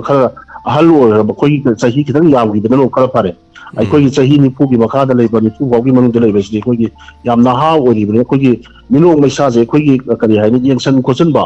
यंगसन बिबा कनो सि याम करी हाइनि मियामगी मिनो मैसाजे याम कनो तव अखोई स्टेज अमने हाइदबा तारे सारा अदुना अखोई असुगुम लुखाबी सिंग चलबा अखोई मदुना थेंगरपा अखोई माई पाकपगी मदुगी पन कया अम नमखाइर कांद माई पाक कया अमसु याउरिबनी लांथिंग कया अमसु थेंगरिबनी अदुना अखोई अखोई सनाना अखोई चिंजाउगुमना वांगना पाइदबसु अखोई मपुरोइबगी अवाटपसदि मिकु खुनि पुजा खुदिन अखोई नुंगाय याइफब मतम मसा मसुगी नुंगाय याइफरब मतम दुस अखोई मागी थामोइ नुंगा अखोई अस आइगी नुपादो लेजरमदि नुंगाय जगदबनिको आइगी नुपाजु लेजरमदि असि थोइदबनिको हाइबगी पुजा खुदिंदा आइगी थामोइ नुंगा मतम सुपद अखोई लाइना अखोई लाइमन ओइदुना सोदुना त लेजरमगने हाइबा तारे मदुगी अवाबदु उबिरकांदा मदुगी चाइथेंग अवाबदु उबिरकांदा अखोई इसे हाइजके इसे बिंदु लेमना मदुगी करी हाइगेनि मदुगी अवाब कयादु अखोई लुखाब सिंग चलब अवाब कयादु उबिरकांदा अखोई इसे बिंदु लेमना मदुगी मतेंग खितंग दोसु पांगबिरपदो यामना अखोई करी हाइनि करी हाइनि मतांग याम साइ हाइबा तारे को सर मतेंग पांगलाइबदो अदु इसेसु अखोई स्ट्रगल कया अमा थेंगरकांदा तुसिदा माइ पागलाइबनि इचानु पिदु थबक तौरे हाइ अदुगी मिकुपदा इसेना खलंगदो इसा माइ पालगसु मागी अवाटपा मदि पुंसीदा दum लाइमन ओइदुरिबनेबा अस मपादो लेजरमदि कि आदा नुवाइ जगदबा ngasi isana mai paklei ise mapadu lejermadi si thoi ko si samai tawrei ko masi gi mino me kya kaya ma habagi thamoi nung da laiman amadi dum matam subada oidurini habe tare sa ahal oiba kaya su masigi laiman se chapchana dum phangani ado ahal oibadi khara mino mesa khara mina junction do kosemadi khara di phagani ai isa mu su dukha ni sa mani para jadre aduna awabagi kano sida maten khitang pangga koi ichena tawina kudu याना मतंग साइ हाइबा तारे मतिक साइ हाइबा तारे इसे बु हन हन अवांग मथाक्ता कोइ इसे बिंदु लेबु अवांग मथाक्ता थागसरि हाइगे सा अदुना सिना वाफम अमतंग थमकान सा अखोगी इरमदम मणिपुर अखोई इपा इपुन हाइबिरंबा निंगथौ पानदब लमदा लैहैद्रे हाइबदु यामना अखोगी मणिपुर इरमदमदा करेन इश्यूसिगे याम सानाबराइन खले हाइबदि निंगथौ पानगदि मदुगी हुरान चिंची अदगी मिहात मिपुन अदगी लनथुम लापी सेमगे निंथौदुना लापी सेमबिगदरिबनि अखोगी इरमदमसिना पांखौ ओइरे हाइबा तारे इपा इपुन पुयादसु हाइबिरंबा फिमु सेटपना अखोगी लेबाक ngakani kangani haibadu अखोगी 2023 gi मे दा थोखिबा अखोगी आरामबाई चेंगोद लौगिबा थाउदांग मदु चुमरा हाइना खले मदु मंगलंद्रदि अखोगी इरमदम मणिपुर कई ओरंगदि हाइबदा यामना अखी तुजुंगम पाव हाइबा तारे सा अदुना मखोगी थाउदांग यामना चावे अदुना ngasi मखोगी थाउदांग से अखोई अदुमति कन तौजा हाइबा तारे सा अरोय बना अखोगी इंग्लिश की स्लोगन मति अमगा अखोगी इंग्लिश की प्रोग्राम तसु अरोय बना तमजगे सा इंडिया मदर ऑफ डेमोक्रेसी ने हाइनरे बनी अदुना अखोई मणिपुर चलिबसि डेमोक्रेसी रा नत्रगा ब्रिटिश की रूल ला हाइबसिमा हंगिनि अदुगा अरोय बखोगी इंग्लिश की प्रोग्राम त अखोगी लाइस spade faster than the truth haina sar aroi boin thanjage thank you so much thagachari anwajai aduga mamangi poningi warol gi koigi best scholar gi mana phangbi ki bani aduga best scholars gi koigi donor oibi ki bana koigi sakpham uchage poningi warol gi best scholar gi donor telo tama laishram of ulo you are truly appreciated मैं थागचै donor ओइबिबगी दमक highway तारे मियोय अनीदा highway तारे दगा कोइ रविंद्रो खोइरोंगी photo Matang जो खोइ सुम थाबिरादि फनि मरक त कोइना सुम उचबगी highway ताइ रविंद्रो ताबिरमगदि मागी फोटो से खोइदा खोइ डोनर gi ओइना बदि लेरमगनि ने खाले अदा इंगोंदा सो इनबॉक्स त लनाय ओइना सुम थाबिरको सो दुम नगाइनि मरम डोनर ओइबिब सिंग खोइने एप्रिशिएट तौजबनि द नुंसिंग जबा हाइबे ताइ थागचरि hello Rosa ay siam mang la kai de gi ngole khong de sa tiam ay lai oh siam mang kai de gi thiam si karamba thiam oidono thiam si makham ani Waithau thiam ni sa. Oh, dani waithau thiam dagi koigi mingdom tanga habiu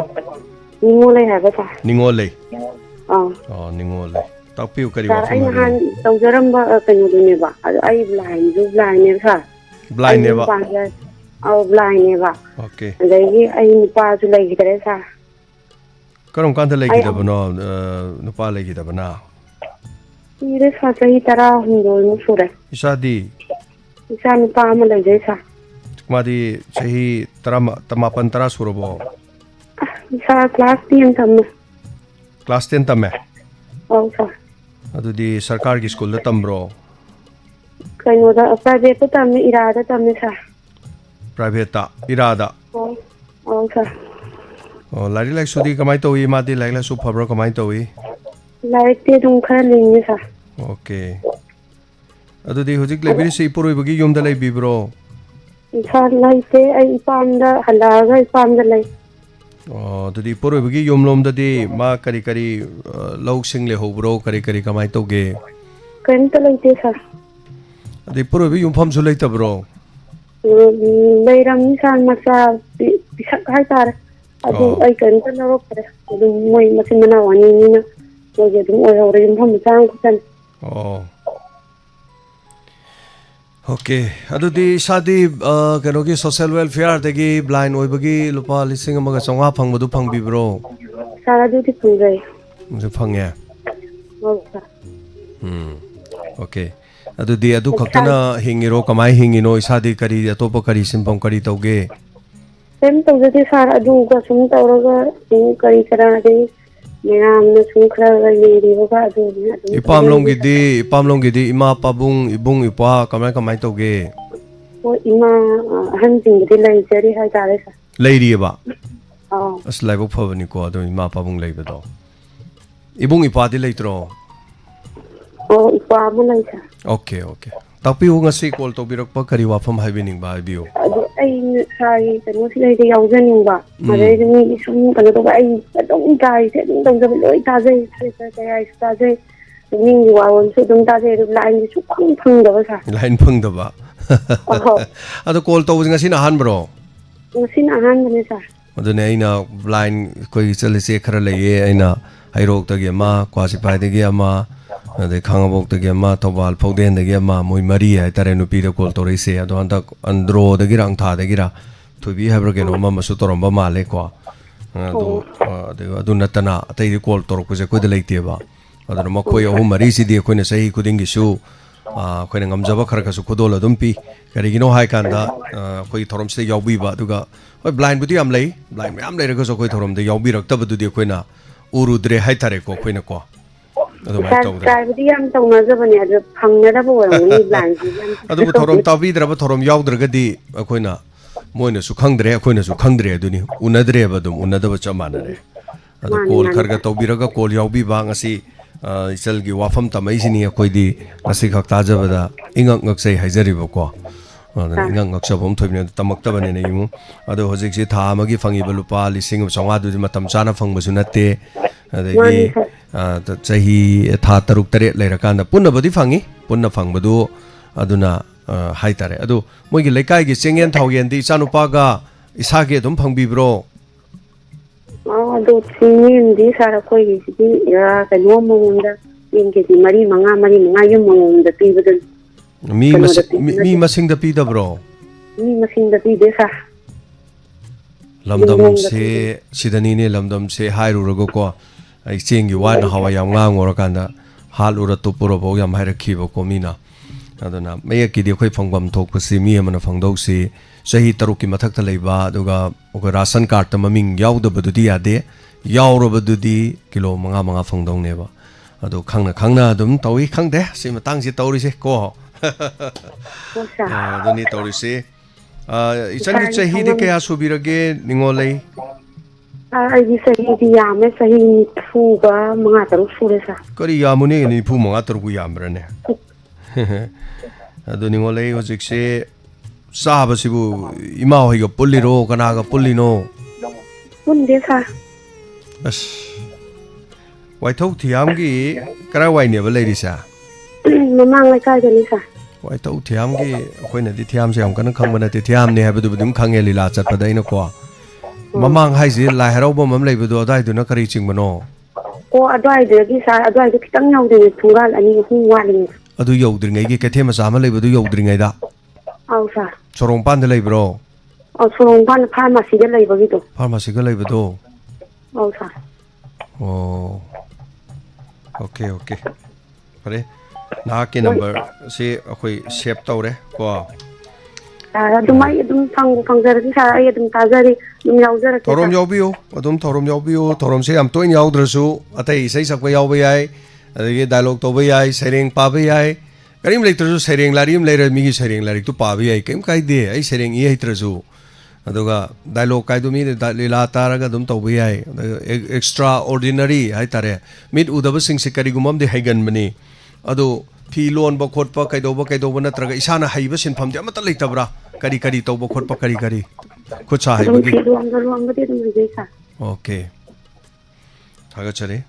ingolei thorom suruga birak pa ko thaga chare mathang kolar dei ku dong sa ba bizari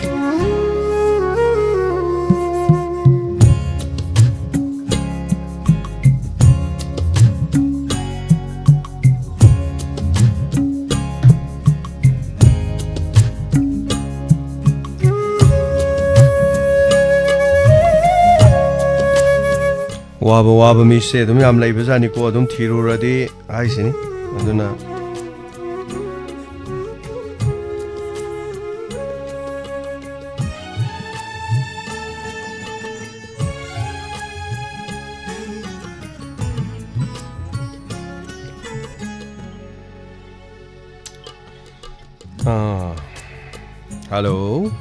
hello good afternoon sir ingama de lai from have you Saitondagi Maibam Bina Devi Kogi sir. Taram lok chari tapu kari wafam hai bening. Handada sir bo ikai khumda go chari aduga wahong radio Diamond TV tabi riba pungna bangpusu ikai khumda go chari. Tapu. Sir akhoi gi Saiton sisu lan gi mafam amani bako.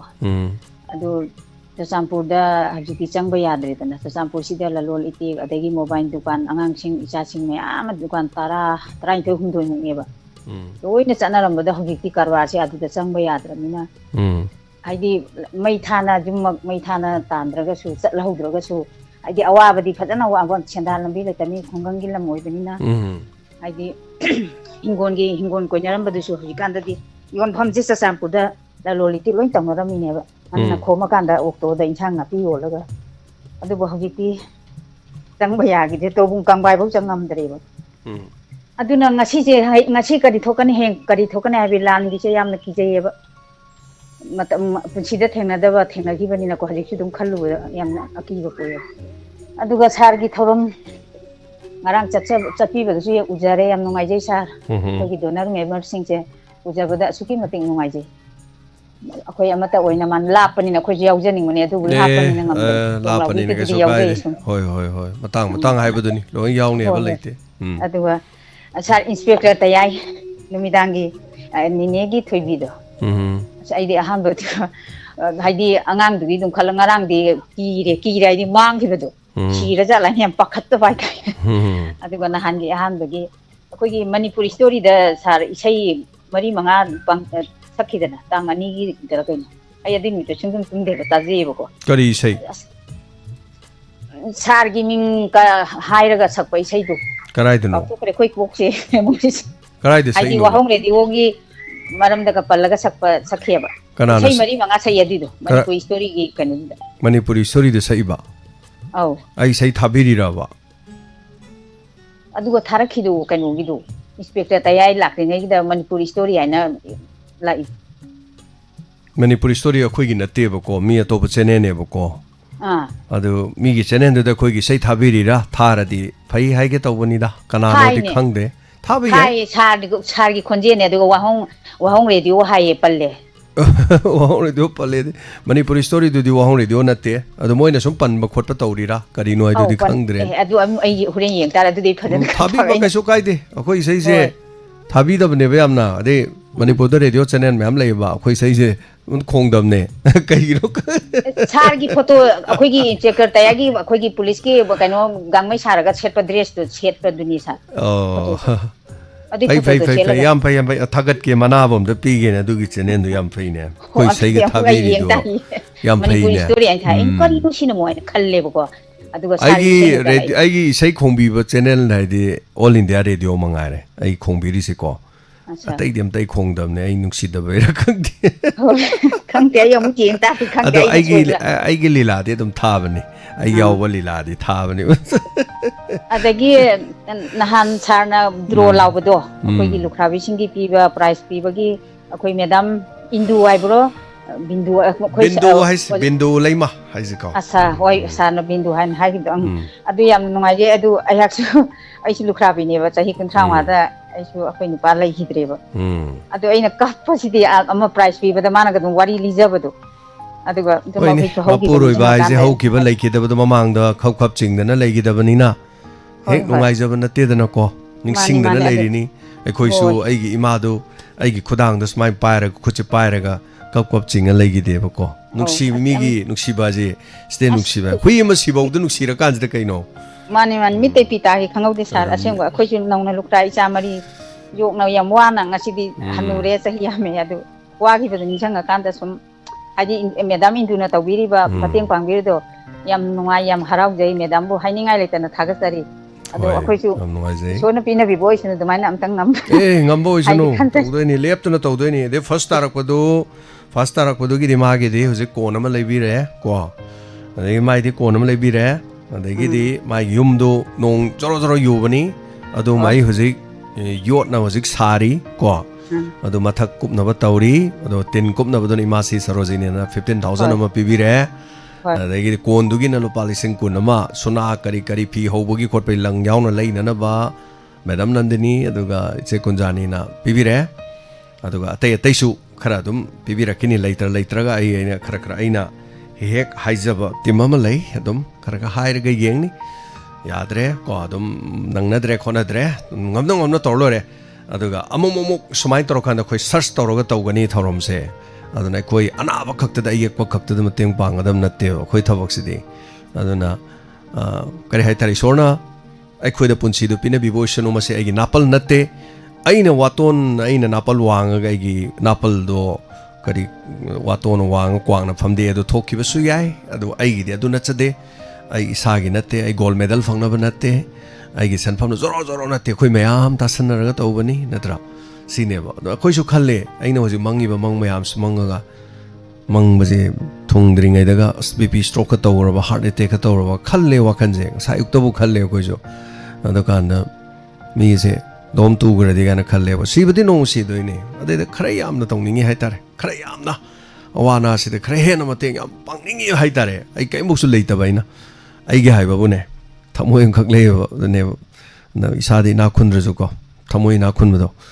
mai oi jaba do ni da ai gi me am leida na khoi mi me am lei jai da ko adu mai na dum khalle na siden ba kaim leite kaim bok ju pam de kaim bok kalak leite samai toroga dum khara dum hinga lore thank you so much madam ko thagachari from saruga abiro ko segi dum ani ga leitan muthangi color dai khudong sabong pijari screen da movie ri sini wa ko ge member mangarang leiki da bodoni leikidaba mahak leiringai matam da koi awana pam lupa sam thangatna ma yaurami mahak leikidraba member duna lupa sam thangatna awana gi damak saruga biramba member adu da ikoi ni kai khumna dadana kana de kai khurum jai no sahi mari manga sida lekai da masak uraktraba lekai da awana gi kanam karim yaudraba flock sida security toroga dum chalaga leiraga or ama toroga bo lepturi ne muktuna leiriba singduga makhoi doina makhong para khurum godro sungkhu kurumoi kedo wai khurum doino they are makhoi do ai khoi gi thodang pangthong na ba min makhoi do khoi gi servant ne na khan gadam we are not a servant of MLAs or candidate of khoi gi election gi candidate di khoi minai na te ba khoi makhoi di khoi gi thodang do tawjage haibane khoi ni haiba ya thang do in gadaba follow toroga chachage haiba mi oi gadabane aduna ai khoi di khoi ni kai khumna gadabadi awana da mateng pangliba pangba ngamjadra su pangge na khalliba aduga kathoiba mi singdo oikoina loina maponamak singdo salute hello minga made laifam haibisi hello hello hello sir za karino makhona ma ngangi kari engine ngangiro kari torino phone ara kainom tawida ngangida hello sir ai na kong sipa yudi sabi bora ozagi phone do yaad re amuk tawbiro waro bibe ade oza thorom se tabira magadi ko za soidana amuk kano tawbiro yaad re tabam gangre generator ngangira LMG nongoi LMG kapu malik kada kada kada kada kada ku law ka zai do tadre phone network na ra kainom tawre zai do ko ado waro bibe ade hello hello good afternoon tha sir nachan bityarni ne thwan phaugen karam bitagi bityani habiu kare habiningi sa koi gi shagi national award mana phanga podo sa pa hajela gano national award ga pa hajela gano ko state kala academy hayu ko bityani ngasi thagalak prabu singai bakjani ko sana mana phangmoda sa asuki mating nungai sa duga koi gi na koi na chapagi iman lai machangi jaipur bazaar gi da toboda sa moi kanguna toboda asuki mating nungai sa duga koi gi nan isi sing degi nang nupi sing mayang gi koi gi khabi sing gi donat kana lottery toraga otpudo aduda first second third tabdu sa adu sa suki matik taba nungai sa dum nutigi leptana tajai sa aduga ngasai chana androdagi hybra anthadagi habdo androdagi han andro kharam lekai de bemola haibane sa bemola haibra asa hajiki ngahaki mamang da ichi ma ningole ma na torambu ju adu su akoi dum pau dum phaunai sa yam nungai ne sa hajiki loina ba noina mo loina ta izalo moina ti ta da bida nate sa khoi thininga ne di pau phauna de bako sa aja khoi sum pau phauna badi khoi manga tru khatang tare ne pa mu khatane ba so kai de blind mayam lai ko do khoi thorom ta bo hello hai budi thorom ji ta bi ba oise ba ko acha do ji ni ngol lai hai ba ise du di nong jam tang na sanai hai tare sa nong pha do do ga nukti gi sana badi oi de do ga jiki bemola ka no ide akoi de dum mai ri do lai ta banina kupi gi de ni khang de ngon da ni khang de du ga sa akoi gi thawana thopam de gi dasana tom bado adu gi ma gi kana da gi su dum ta ba yaw ni si do kari gi no radio electricity radio lai bangam dri ra ba bemola do sa adu gi oi bazara adu gi ka to beira khang de sa adu gi akupa maron de ko pamaro ni khang de wari di sane do wari sana ba de yaw ba yadro na hakki radio lai bangam da bagira na haibe yadro asa adu gi zu ramba su ya sa dum matom da ka to banina ka su kai de adu gi amana noi ki ningo leina noi pon do wari sana ba da ma di to ni yaw de ha ba do adu di ka su khalu no maram di mai thabang no be ya mo no be noi phamaga sum phone do loi bak line da lebini noi do phone to bu se kari hanguni adum noi mare se pulap samjanna le garde min ki phone torpa jam da sang jana te ba sai de dum pai khacher pani ko sana jan de dum pai khacher pani ko ajigi ike ningo lai ma do sa adai mana ma ge po mina bana mana no pe ma su blan no bane po ko sa as adu di adai ma ge po mina ba mana no pa do adu su blan no bane sa kai no haju imung om do blind hum lei ba asa as adu di uji mana no pi di mayum pan bro pan de sa aduna sahi kunthra manga muk surabra mase aduna ni phu suradi mana kunthra nga muk suraba kya suraba sa khoi longan nahana kya subno kun mari ro 40 jange sa 40 jange sal bidani ni nong ngai da met saji blind oiga ji khang bajana te wa ngangi mong ji da mina di khang da bani na ko sanji blind ne ji khang de ba ek ta ba da di yam nungai ba awat apa leita ba ekta hai tare adu tumina le ba kan da awa ma sum khala le di yar roi na nungai ba khantu le ra ba sa spajai adu ni ko yam nungai san ni wa khalon do hingadam ne ko nungai ni hingadam ne adu ne sa au ba marak da tille le ru ra bani na sa mayam gi kano ji ying nungai le tam ya wa ba aya le jo phol jala tamaga ꯃꯥꯅꯤ ꯂꯩꯈꯤꯗꯕ ꯅꯨꯃꯤꯠꯇ ꯂꯩꯈꯤꯗ꯭ꯔꯦ ꯂꯩꯕ ꯃꯇꯝꯗ ꯅꯣꯛꯅ ꯅꯨꯡꯉꯥꯏꯅ ꯍꯤꯡꯒꯗꯕꯅꯤ ꯁꯨꯕ ꯅꯣꯝꯕ ꯉꯝꯕꯅ ꯉꯝꯃꯦ ꯉꯝꯗꯕꯅ ꯉꯝꯗ꯭ꯔꯦ everything so ꯊꯥꯒꯠꯆꯔꯤ ꯏꯆꯜ ꯕꯤꯗꯥꯔꯅꯤ ꯊꯧꯔꯝ ꯁꯔꯨꯛ ꯌꯥꯕꯤꯔꯛꯄ ꯑꯗꯨꯒ ꯉꯁꯥꯏꯒꯤ ꯍꯥꯏꯕꯗꯣ ꯑꯗꯣ ꯃꯣꯏꯁꯨ ꯑꯗꯨꯝ ꯊꯧꯔꯝ ꯌꯥꯎꯍꯟꯕꯤꯌꯨ ꯊꯧꯔꯝ ꯌꯥꯎꯗ꯭ꯔꯒꯗꯤ ꯍꯥꯏꯁꯤꯅꯤ ꯊꯧꯔꯝꯗꯤ ꯈꯔ ꯌꯥꯎꯕꯤꯌꯨꯅ ꯑꯗꯨꯝ ꯊꯧꯔꯝ ꯌꯥꯎꯗꯕꯁꯤꯗꯤ ꯌꯥꯎꯗ꯭ꯔꯦꯅꯀꯣ ꯄꯥꯎ ꯐꯥꯎꯅꯗꯦꯕ ꯅꯠꯇ꯭ꯔꯅꯦ ꯑꯩꯈꯣꯏ ꯑꯄꯨꯟꯕ ꯄ꯭ꯂꯦꯠꯐꯣꯝ ꯑꯃꯗ ꯂꯩꯃꯤꯟꯅꯁꯤ ꯑꯗꯨꯒ ꯊꯧꯔꯝ ꯌꯥꯎ ꯍꯥꯏꯅ ꯔꯦꯗꯤꯑꯣꯗ ꯑꯗꯨꯝ ꯊꯥꯔ ꯂꯩꯌꯨ ꯌꯨꯝꯗ ꯊꯕꯛ ꯁꯨꯔꯣꯅꯨ ꯑꯩꯈꯣꯏ ꯊꯧꯔꯝꯗ ꯊꯥ ꯂꯩꯌꯨ ꯍꯥꯏꯕꯩ ꯅꯠꯇꯦ ꯅꯣꯡꯃꯗ ꯄꯨꯡ 24ꯁꯤ ꯃꯅꯨꯡꯗ ꯄꯨꯡ ꯈꯥꯏ ꯑꯃ ꯇꯧꯔꯁꯨ ꯄꯨꯡ ꯑꯃ ꯇꯧꯔꯁꯨ ꯊꯧꯔꯝꯗ ꯇꯥꯕꯤꯌꯣ ꯅꯠꯇ꯭ꯔꯥ ꯑꯩꯈꯣꯏꯒ ꯀꯅꯦꯛꯁꯟ ꯂꯩꯕꯤꯌꯨ ꯑꯩꯈꯣꯏꯒ ꯑꯐꯕ ꯃꯔꯤ ꯊꯝꯃꯤꯟꯅꯁꯤ ꯅꯠꯇ꯭ꯔꯥ ꯑꯗꯨꯒꯤ ꯋꯥꯅꯤ ꯑꯗꯨ ꯍꯣꯠꯅꯖꯒꯦ ꯃꯈꯜ ꯃꯈꯜꯅꯤ ꯑꯩꯈꯣꯏꯒꯤꯗꯤ ꯊꯧꯗꯥꯡꯁꯤ ꯌꯥꯝ ꯆꯥꯎꯅ ꯃꯌꯥꯝꯒꯤꯗꯃꯛ ꯍꯣꯠꯅꯖꯕ ꯉꯝꯕ ꯑꯣꯏꯖꯒꯦ ꯑꯗꯨꯒ ꯍꯟꯗꯛ ꯃꯦꯗꯝ ꯕꯤꯟꯗꯨꯅ ꯍꯧꯗꯣꯛꯄꯤꯔꯝꯃꯤꯁꯤꯅꯤ ꯑꯗꯨꯅ ꯂꯨꯈ꯭ꯔꯥꯁꯤꯡꯗ ꯆꯜꯂꯕ ꯁꯤꯅ ꯍꯟꯗꯛꯅ ꯆꯍꯤ 90 ꯐꯥꯎꯒꯤ ꯃꯅꯨꯡꯅꯤ ꯇꯧꯈ꯭ꯔꯤꯗꯣꯀꯣ ꯑꯗ ꯃꯊꯪ ꯀꯔꯤ ꯀꯔꯤꯅꯣ ꯑꯩꯈꯣꯏ ꯃꯗꯨ ꯉꯝꯕ ꯑꯣꯏꯖꯒꯦ ꯃꯊꯪ ꯄ꯭ꯂꯥꯟ ꯀꯌꯥ ꯃꯔꯨꯝ ꯂꯩꯔꯤ ꯍꯥꯏꯇꯥꯔꯦ ꯑꯗꯨꯅ ꯍꯜꯂꯣ ꯃꯤꯡ ꯑꯃꯗ ꯂꯩꯐꯝ ꯍꯥꯏꯕꯤꯌꯨ ꯍꯜꯂꯣ ꯃꯤꯡ ꯑꯃꯗ ꯂꯩꯐꯝ ꯍꯥꯏꯕꯤꯌꯨ ꯍꯥꯏ ꯈꯥꯡꯉꯕꯣꯛꯇꯒꯤ ꯃꯦꯝꯊꯣꯏ ꯈꯥꯡꯉꯕꯣꯛꯇꯒꯤ ꯃꯦꯝꯊꯣꯏ ꯇꯥꯛꯄꯤꯌꯨ ꯀꯔꯤ ꯍꯥꯏꯕꯤꯅꯤꯡꯉꯤ ꯁꯥꯔ ꯉꯔꯥꯡ ꯅꯨꯃꯤꯗꯥꯡꯒꯤ ꯄꯨꯂꯤꯁ ꯅꯨꯄꯥ ꯑꯃꯅ ꯃꯁꯥꯒꯤ ꯗ꯭ꯌꯨꯇꯤ ꯆꯠꯄꯗ ꯊꯥꯡꯅ ꯊꯤꯜꯂꯒ ꯁꯤꯈꯤꯕꯗꯣ ꯃꯗꯨ ꯌꯥꯝ ꯅꯨꯡꯉꯥꯏꯖꯗꯦ ꯃꯗꯨꯗ ꯇꯧꯔꯤꯕ ꯅꯨꯄꯥꯗꯣ ꯅꯨꯄꯥ ꯅꯠꯇ꯭ꯔꯒ ꯅꯨꯄꯤ ꯍꯥꯏꯇꯥꯔꯦꯀꯣ ꯃꯣꯏꯁꯤ ꯅꯣꯡꯃ ꯅꯠꯇ꯭ꯔꯒ ꯅꯣꯡꯃꯗꯤ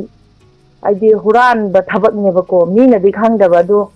ꯑꯈꯪꯕ ꯃꯤꯅ ꯐꯥꯔꯒ ꯂꯥꯛꯄ ꯃꯇꯝꯗ ꯊꯥꯡꯅ ꯊꯤꯜꯂꯒ ꯍꯥꯠꯄꯤꯔꯦ ꯑꯗꯨ ꯃꯣꯏ ꯅꯠꯇꯕ ꯑꯇꯣꯞꯄ ꯍꯥꯏꯗꯤ ꯅꯤꯁꯥ ꯌꯣꯜꯂꯤꯕꯁꯤꯡꯁꯦ ꯅꯣꯡꯃ ꯅꯠꯇ꯭ꯔꯒ ꯅꯣꯡꯃꯗꯤ ꯃꯣꯏꯒꯤꯁꯨ ꯅꯨꯃꯤꯠ ꯂꯥꯛꯀꯅꯦꯕꯀꯣ ꯁꯥꯔ ꯍꯧꯖꯤꯛ ꯈꯪꯗ꯭ꯔꯒꯁꯨ ꯍꯧꯖꯤꯛ ꯐꯥꯕꯤꯗ꯭ꯔꯒꯁꯨ ꯅꯣꯡꯃ ꯅꯠꯇ꯭ꯔꯒ ꯅꯣꯡꯃꯗꯤ ꯁꯣꯏꯗꯅ ꯃꯣꯏꯒꯤꯁꯨ ꯅꯨꯃꯤꯠ ꯑꯃꯗꯤ ꯂꯩꯔꯤꯕꯅꯦꯕ ꯐꯥꯈ꯭ꯔꯦ ꯐꯥꯕꯗꯤꯅꯦ ꯐꯥꯗꯕ ꯑꯇꯣꯞꯄ ꯌꯣꯟꯕꯁꯤꯡꯁꯦ ꯃꯣꯏꯒꯤꯁꯨ ꯅꯣꯡꯃ ꯅꯠꯇ꯭ꯔꯒ ꯅꯣꯡꯃꯗꯤ ꯂꯥꯛꯇꯣꯏꯅꯦꯕ ꯃꯣꯏꯒꯤꯁꯨ ꯑꯗꯨꯗꯨꯅ ꯃꯣꯏ ꯍꯥꯏꯗꯤ ꯑꯁꯤꯒꯨꯝꯕ ꯐꯠꯇ꯭ꯔꯕ ꯊꯕꯛꯁꯤ ꯇꯧꯕꯤꯗꯅꯕ ꯍꯥꯏꯗꯤ ꯏꯆꯥ ꯏꯁꯨꯁꯤꯡ ꯇꯨꯡꯗ ꯍꯧꯔꯛꯀꯗꯕ ꯏꯆꯥꯁꯤꯡꯁꯤ ꯑꯃꯨꯛꯇꯪ ꯀꯟꯕꯤꯔꯒ ꯇꯨꯡꯒꯤ ꯌꯨꯝꯕꯤꯔꯦꯟꯁꯤꯡꯁꯤ ꯇꯤꯟꯖꯪ ꯀꯥꯏꯖꯪꯗꯕ ꯑꯃꯇꯪ ꯑꯣꯏꯍꯟꯕꯤꯅꯕ ꯍꯥꯏꯗꯤ ꯃꯣꯏꯗ ꯌꯣꯜꯂꯤꯕꯁꯤꯡꯗꯨꯗ ꯍꯥꯏꯖꯔꯤꯌꯦ ꯍꯥꯏꯗꯤ ꯃꯃꯥ ꯑꯃ ꯑꯣꯏꯅ ꯍꯥꯏꯇꯥꯔꯦ ꯃꯆꯜ ꯑꯃ ꯑꯣꯏꯅ ꯌꯥꯝꯅ ꯅꯨꯡꯉꯥꯏꯖꯗꯦ ꯑꯩꯒꯤꯁꯨ ꯏꯆꯥ ꯍꯧꯔꯛꯂꯤꯌꯦ ꯏꯆꯥꯁꯤꯅ ꯍꯧꯖꯤꯛ ꯐꯥꯎꯗꯤ ꯀꯩꯒꯨꯝꯕ ꯐꯠꯇꯕ ꯊꯕꯛ ꯑꯝꯇ ꯇꯧꯗ꯭ꯔꯤ ꯀꯩꯒꯨꯝꯕ ꯍꯧꯖꯤꯛ ꯃꯣꯏ ꯁ꯭ꯀꯨꯜ ꯀꯥꯖꯔꯤ ꯁ꯭ꯀꯨल ꯀꯥꯕꯁꯤꯗ ꯐꯠꯇꯕ ꯃꯤꯑꯣꯏ ꯇꯤꯟꯅꯈ꯭ꯔꯒ ꯆꯥꯈ꯭ꯔꯒ ꯑꯩꯒꯤꯁꯨ ꯏꯆꯥ ꯍꯧꯖꯤꯛ ꯐꯔꯤꯁꯦ ꯇꯨꯡꯗ ꯀꯔꯤ ꯊꯣꯛꯀꯅꯤ ꯈꯪꯄꯣꯟꯇꯦꯕ ꯑꯗꯨꯗꯨꯅ ꯌꯣꯟꯕꯤꯔꯤꯕ ꯏꯆꯤꯜ ꯏꯅꯥꯎꯁꯤꯡꯁꯤꯅ ꯑꯃꯨꯛꯇꯪ ꯇꯤꯟꯁꯤ ꯌꯣꯠꯂꯒ ꯈꯟꯊꯕꯤꯔꯒ ꯇꯨꯡꯗ ꯂꯥꯛꯀꯗꯕ ꯏꯆꯥ ꯏꯁꯨꯒꯤꯗꯃꯛ ꯑꯃꯨꯛꯇꯪ ꯈꯟꯕꯤꯔꯒ ꯌꯣꯟꯕꯁꯤꯡꯁꯦ ꯑꯃꯨꯛꯇꯪ ꯂꯦꯞꯄꯤꯌꯨ ꯍꯥꯏꯅ ꯍꯥꯏꯖꯔꯤ ꯁꯥꯔ ꯑꯃꯨꯛꯇꯪ ꯍꯥꯏꯖꯔꯒ ꯊꯦꯡꯛ ꯌꯨ ꯁꯣ ꯃꯆ ꯊꯧꯔꯝ ꯁꯔꯨꯛ ꯌꯥꯕꯤꯔꯛ ꯊꯥꯒꯠꯆꯔꯤ ꯄꯨꯛꯅꯤꯡꯒꯤ ꯋꯥꯔꯣꯜ ꯊꯧꯔꯝꯅꯤ ꯑꯗꯣꯝꯅ ꯇꯥꯕꯤꯔꯤꯕꯁꯤ 90.0 ꯃꯦꯒꯥꯍꯔ꯭ꯠꯖꯇ ꯂꯥꯟꯊꯣꯛꯆꯔꯤꯕ ꯋꯥꯍꯣꯡ ꯔꯦꯗꯤꯑꯣ ꯂꯣꯏꯅꯅ ꯇꯤꯚꯤ ꯆꯦꯅꯦꯜ ꯑꯃꯗꯤ ꯁꯣꯁꯤꯌꯦꯜ ꯃꯦꯗꯤꯌꯥꯒꯤ ꯄ꯭ꯂꯦꯠꯐꯣꯝꯁꯤꯡꯗꯅ Diamond TV at the same time platform 9ꯗ ꯂꯥꯟꯊꯣꯛꯆꯕ humanitarian TV channel humanitarian radio channel ꯍꯥꯏꯕ ꯇꯥꯔꯦ ꯋꯥꯈꯜꯂꯣꯟ ꯃꯥꯟꯅꯕ ꯀꯌꯥꯒ ꯆꯪꯁꯤꯟꯃꯤꯟꯅꯔꯀꯥꯟꯗ ꯑꯩꯈꯣꯏꯅ ꯑꯋꯥ ꯑꯅꯥꯒꯤ ꯑꯃꯗꯤ ꯇꯣꯉꯥꯟ ꯇꯣꯉꯥꯟꯕ ꯊꯧꯔꯝ ꯀꯌꯥꯒꯤ ꯍꯥꯏꯕ ꯇꯥꯔꯦ ꯌꯥꯝ ꯅꯨꯡꯉꯥꯏꯕ ꯄꯥꯎꯗ ꯑꯩꯈꯣꯏ ꯁꯤꯖ ꯍꯣꯁꯄꯤꯇꯥꯜꯒꯤꯁꯨ ꯄꯥꯎ ꯐꯥꯎꯅꯖꯔꯤ ꯗꯥꯏꯃꯟ ꯗꯣꯅꯔꯁꯇ ꯂꯩꯔꯤꯕ ꯃꯦꯝꯕꯔꯁꯤꯡꯒꯤ ꯑꯣꯏꯅ ꯑꯩꯈꯣꯏꯒꯤ ꯑꯣꯏꯅ 15% ꯍꯥꯏꯇꯥꯔꯦ ꯑꯗꯣꯝꯅ ꯀꯔꯤꯒꯨꯝꯕ ꯃꯐꯝꯗꯨꯗ ꯇꯦꯁ ꯇꯧꯕ OPD ꯑꯣꯔ ꯁꯝꯊꯤꯡ ꯀꯔꯤꯒꯨꯝꯕ ꯑꯃ ꯆꯠꯄ ꯃꯇꯝꯗ ꯑꯩꯈꯣꯏꯅ ꯑꯗꯨꯗ ꯂꯥꯌꯦꯡꯕ ꯃꯇꯝꯗ 15%ꯁꯤ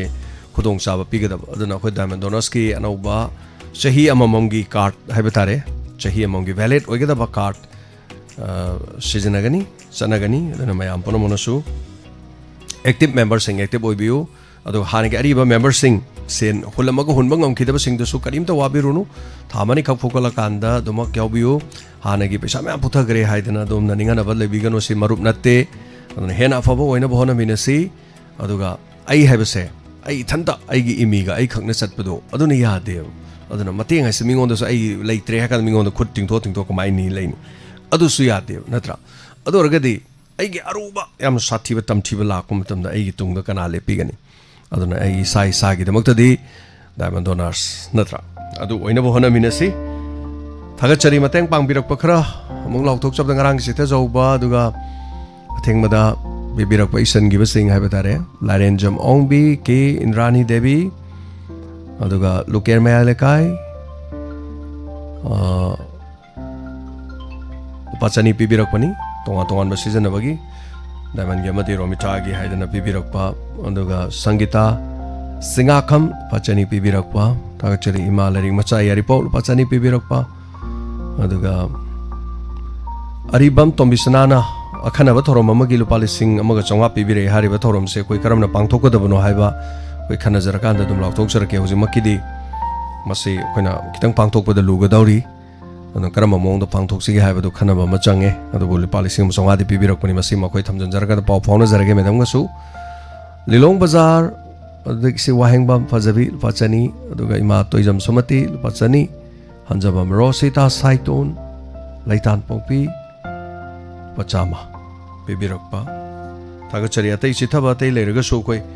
Quaida Dum Nixing Biro Koi Hayang Adum Lady Adam Soidan Lautoksage Ishan Bamadi Koina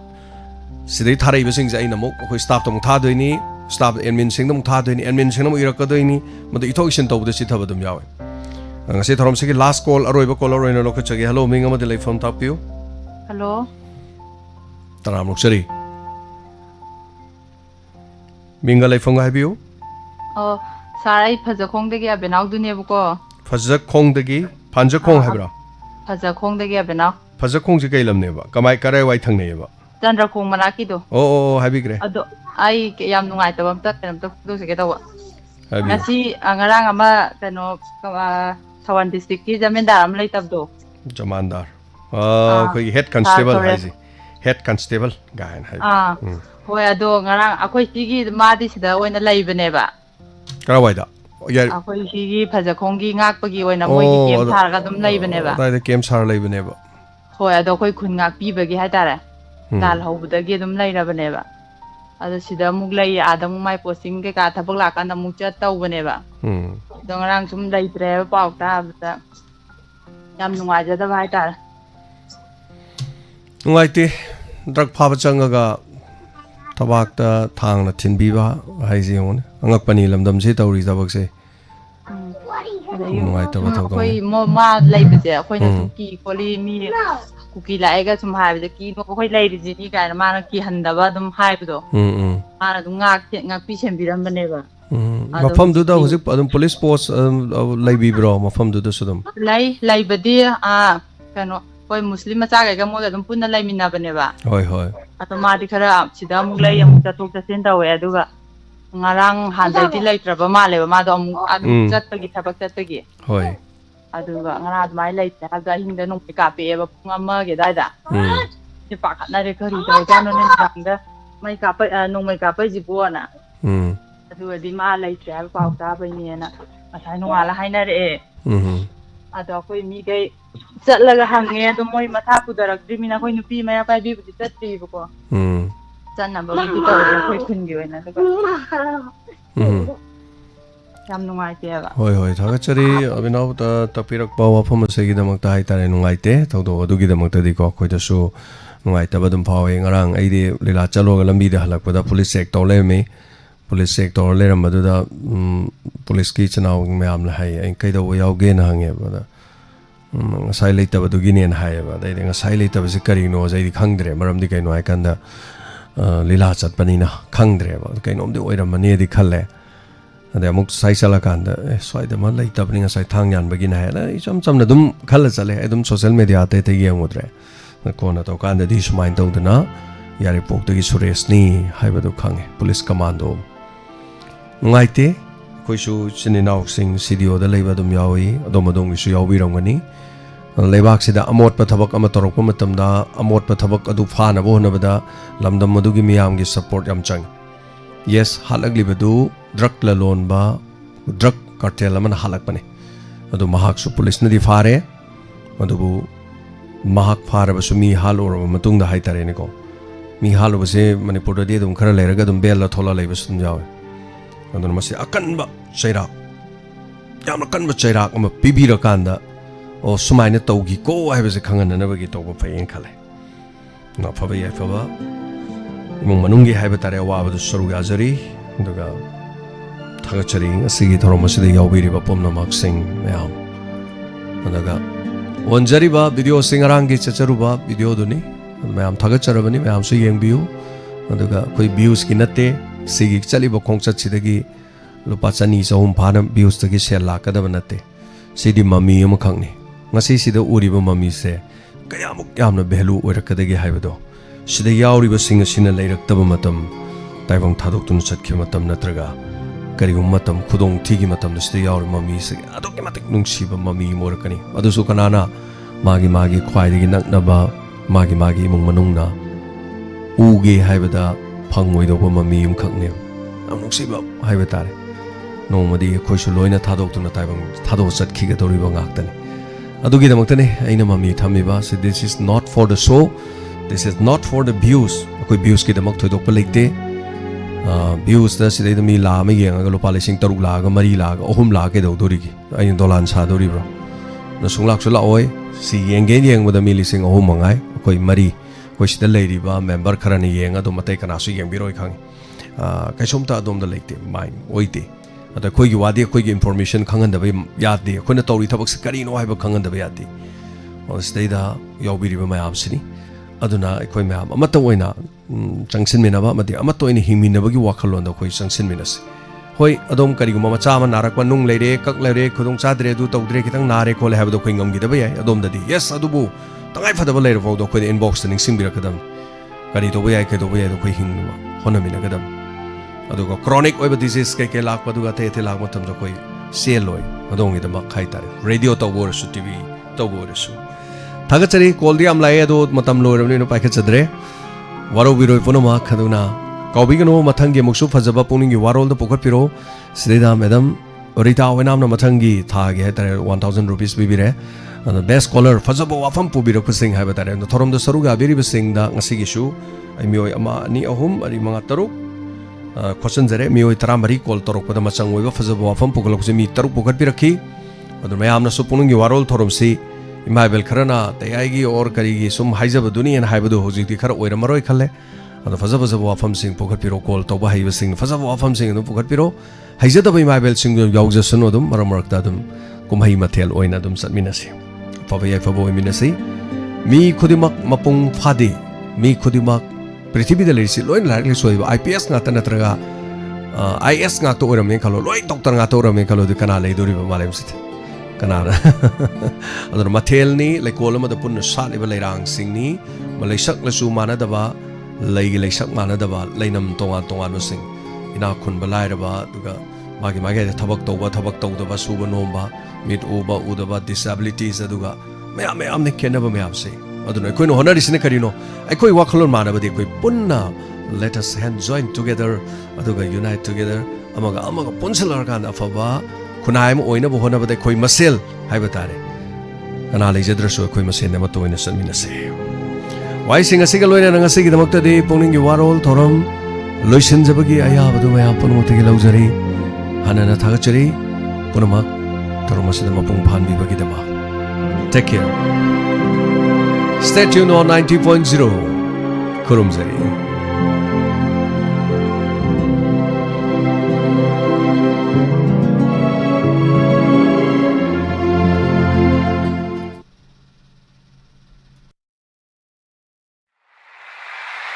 WAHONG Radio! WAHONG Radio!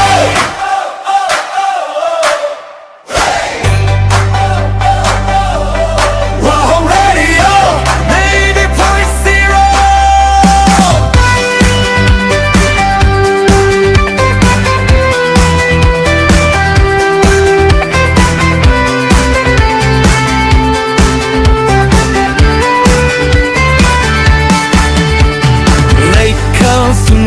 Shatlare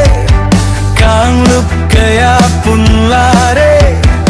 etin pamoire punna maki awanungai pota pami leita laira kaida matawai singi lei koloni WAHONG Radio WAHONG Radio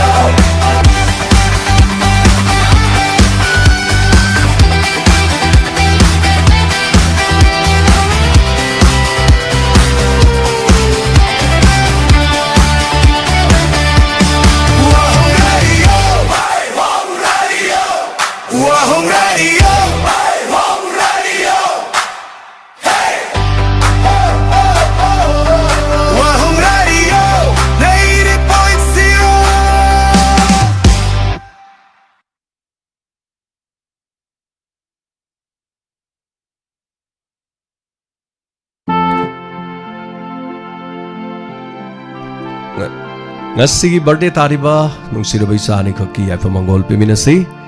athoiba namoizam son of namoizam Surjit and namoizam Ongbi Ronibla Leima Hainobok Awang Namoikul athoiba se aina maming thon giba hoje cancer fight toriba chamani duga athoiba se cancer gi khayatagi nomo gi fare haidana mapana su tambire hena phabore sunu maponu milakpada sagi cancer naramba nabadu faraktan haibatare ma hanbadi samnya maromni samji pura kiele hoje adu bahana dagi yam phagale haidana mapana pahoksu tambire maponu milakpasidagi di amuk hena phabo oirasunu anuga mayam panumna so thoibagi da mak wish bibiramu athoiba namoizam son of namoizam Surjit and namoizam Ongbi Ronibla Leima hainobo owanglekai mathangina Silaibi Posangbam Silaibi Posangbam ji daughter of Sanju Chenglei Posangbam Banana Mary Khaidam Kaisang Tom Moirang Ning Thau Leira many happy returns of the day Nuairaba Maponu Vilakpada Faba Yaifaba Urishanu Sigma Maponu Midasima Sing Langamdana Lapo Urishanu Haidan Sembiriba Mapugi Mafam the Nizari Asigi Bade Tari by Chanima Toiba Madi Silaibi Posangbam Tongan ba Mapa Mama Tongan Malekai Gini Adabo Masigi Toromasida Puningi Warol Toromda Faba Yaifaba Urishanu Haidana Pijari happy birthday many happy returns of the day both of you Athoiba Namoizam and Silaibi Posangbam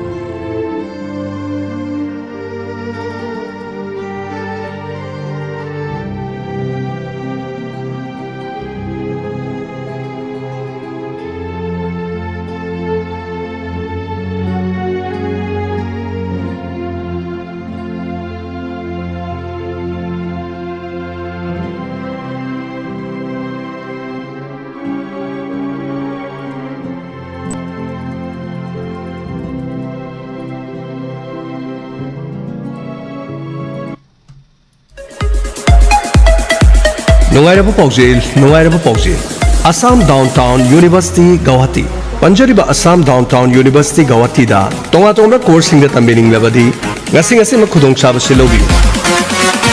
Coursing adudi Agricultural Science and Technology Physiotherapy and Rehabilitation Engineering Science Nursing Humanities and Social Science Commerce and Management Pharmaceutical Science Computer Technology Paramedical Science Hariba coursing asigidama Manipur Office Admission Office of Assam Downtown University Babupara Bosem Leirak Imphal Akopa Marol Gidama 9612709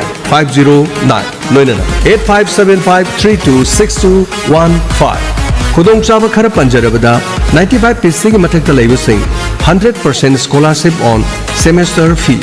90% ki mathakta laibusingna 50% scholarship on semester fee 80% ki mathakta laibusing 25% scholarship on semester fee loinana education ki launch khudong chaba pizari sports ki oina 25% scholarship on semester fees district level loinana state level ki oina 50% scholarship 100% scholarship on semester fees national and international state board loinana CBSE Akopa Marol Gidamak Ngasimak Tanabi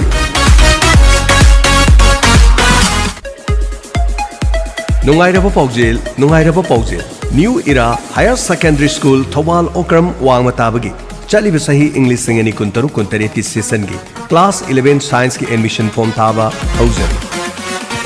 Hauki bachahi English Singani Tara Mapandagi Hauduna Kosena Nova Class 12 ki exam Singda Position holder kaya Leptana Putuktuna Lapugum English Singani Kunmuhumde Kungumari session dashu Position holder Tarataru Inspire Award Chamaga Ama Letter mark students Lising Aniga Chamapan Kungamanga Subject topper Ama Fangduna 100% First Division the Past Oduna Manipur Pumbagi Thangnana Ahan Mabafung Kanduna Lapugum English Singani Kungamari Kunmanga Amadi English Singani Kungamanga Kungataru Session Asigi Oinashu Nipan Suba position dagi hauduna subject topper inspire award letter mark student kaya puthopag loinana 100% first division da pass tawduna position holder khwaidigi yamna puthokpa overall score da Manipur pumbagi manga suba fida phangliba school amani school asine semjakhiba mahiroi singna competition kayada ahan mana amadi G amadi nit phawrokpada natana Manipur gi manung amadi mapangi university kayada gold medal phanglakoda loinana academic discipline tambiribe school amani school asine mahiroi singna piriba khudong chaba sing ningthizana train tawraba experience lairaba oza sing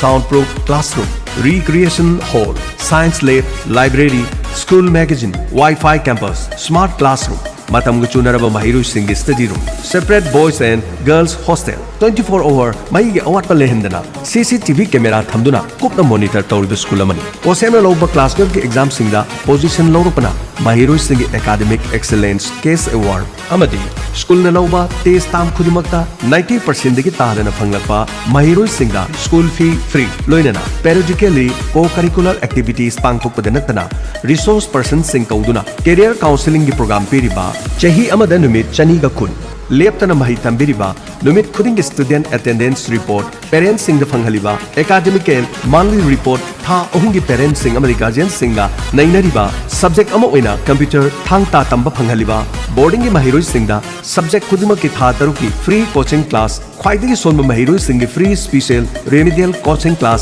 10 result ta CGPA da 85% loinana 90% Panglakpa Mahiroi Singda admission fee free oijariba 91% ki mathakta leiriba singi admission uniform school bag book free pizari Lengsin Biro school asida adongi mamal yamlaba class 10 pass torwisa singbo ngasimak class 11 science da mingsan biduna mama mapa singi thogal tobangamba isa sing sheminabagi thongdang lominarasi ichapok chabagi mahi phangminarasi akopa marol gidama call tobiu 96129159991 loinana 70053263132 amadi 708524705 New Era Higher Secondary School Thobal Okram Wangataba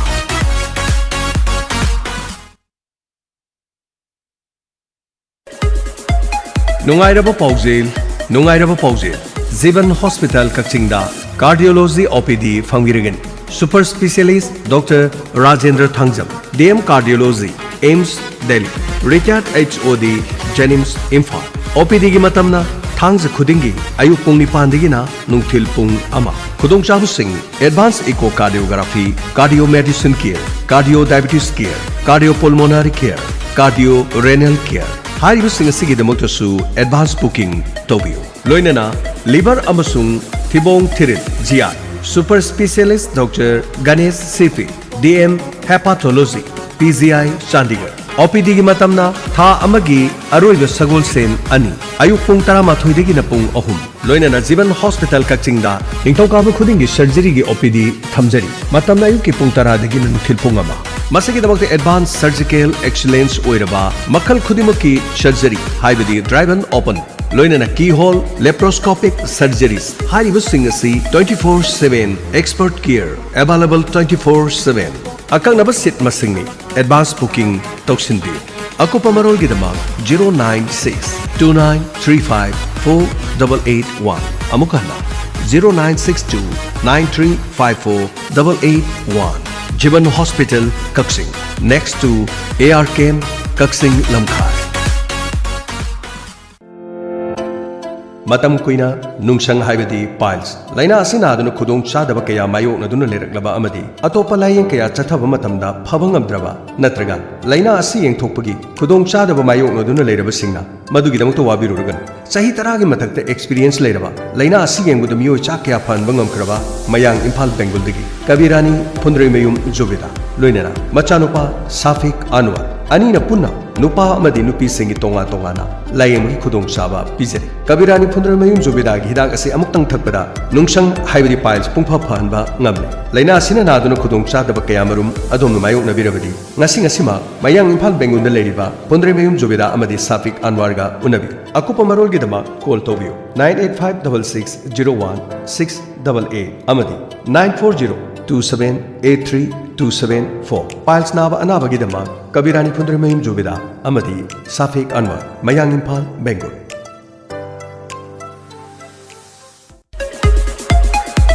Nungairaba Paujel H Thoithoi Jewelry Works, Singzamai Chingamathak, Imphal East, Manipur, near opposite NET Hospital. Hariba Thoithoi Jewelry Asida, Sana Saba Tamningba Lairabadi, H Thoithoi Jewelry Works da, Ngasingasimak, Lengson Biro. Adom Yumda, Matam Hangdunu Levirabadi. Amadi, Adom Isai Oiba Atopa Tabak Naidunu Ladingeda, Matam Kar Sangadabu Irabadi, Ahang Matam Sing Aduda, Adomna, Sana Sabasu, Tambi Vijay. Sinpamasida Adom.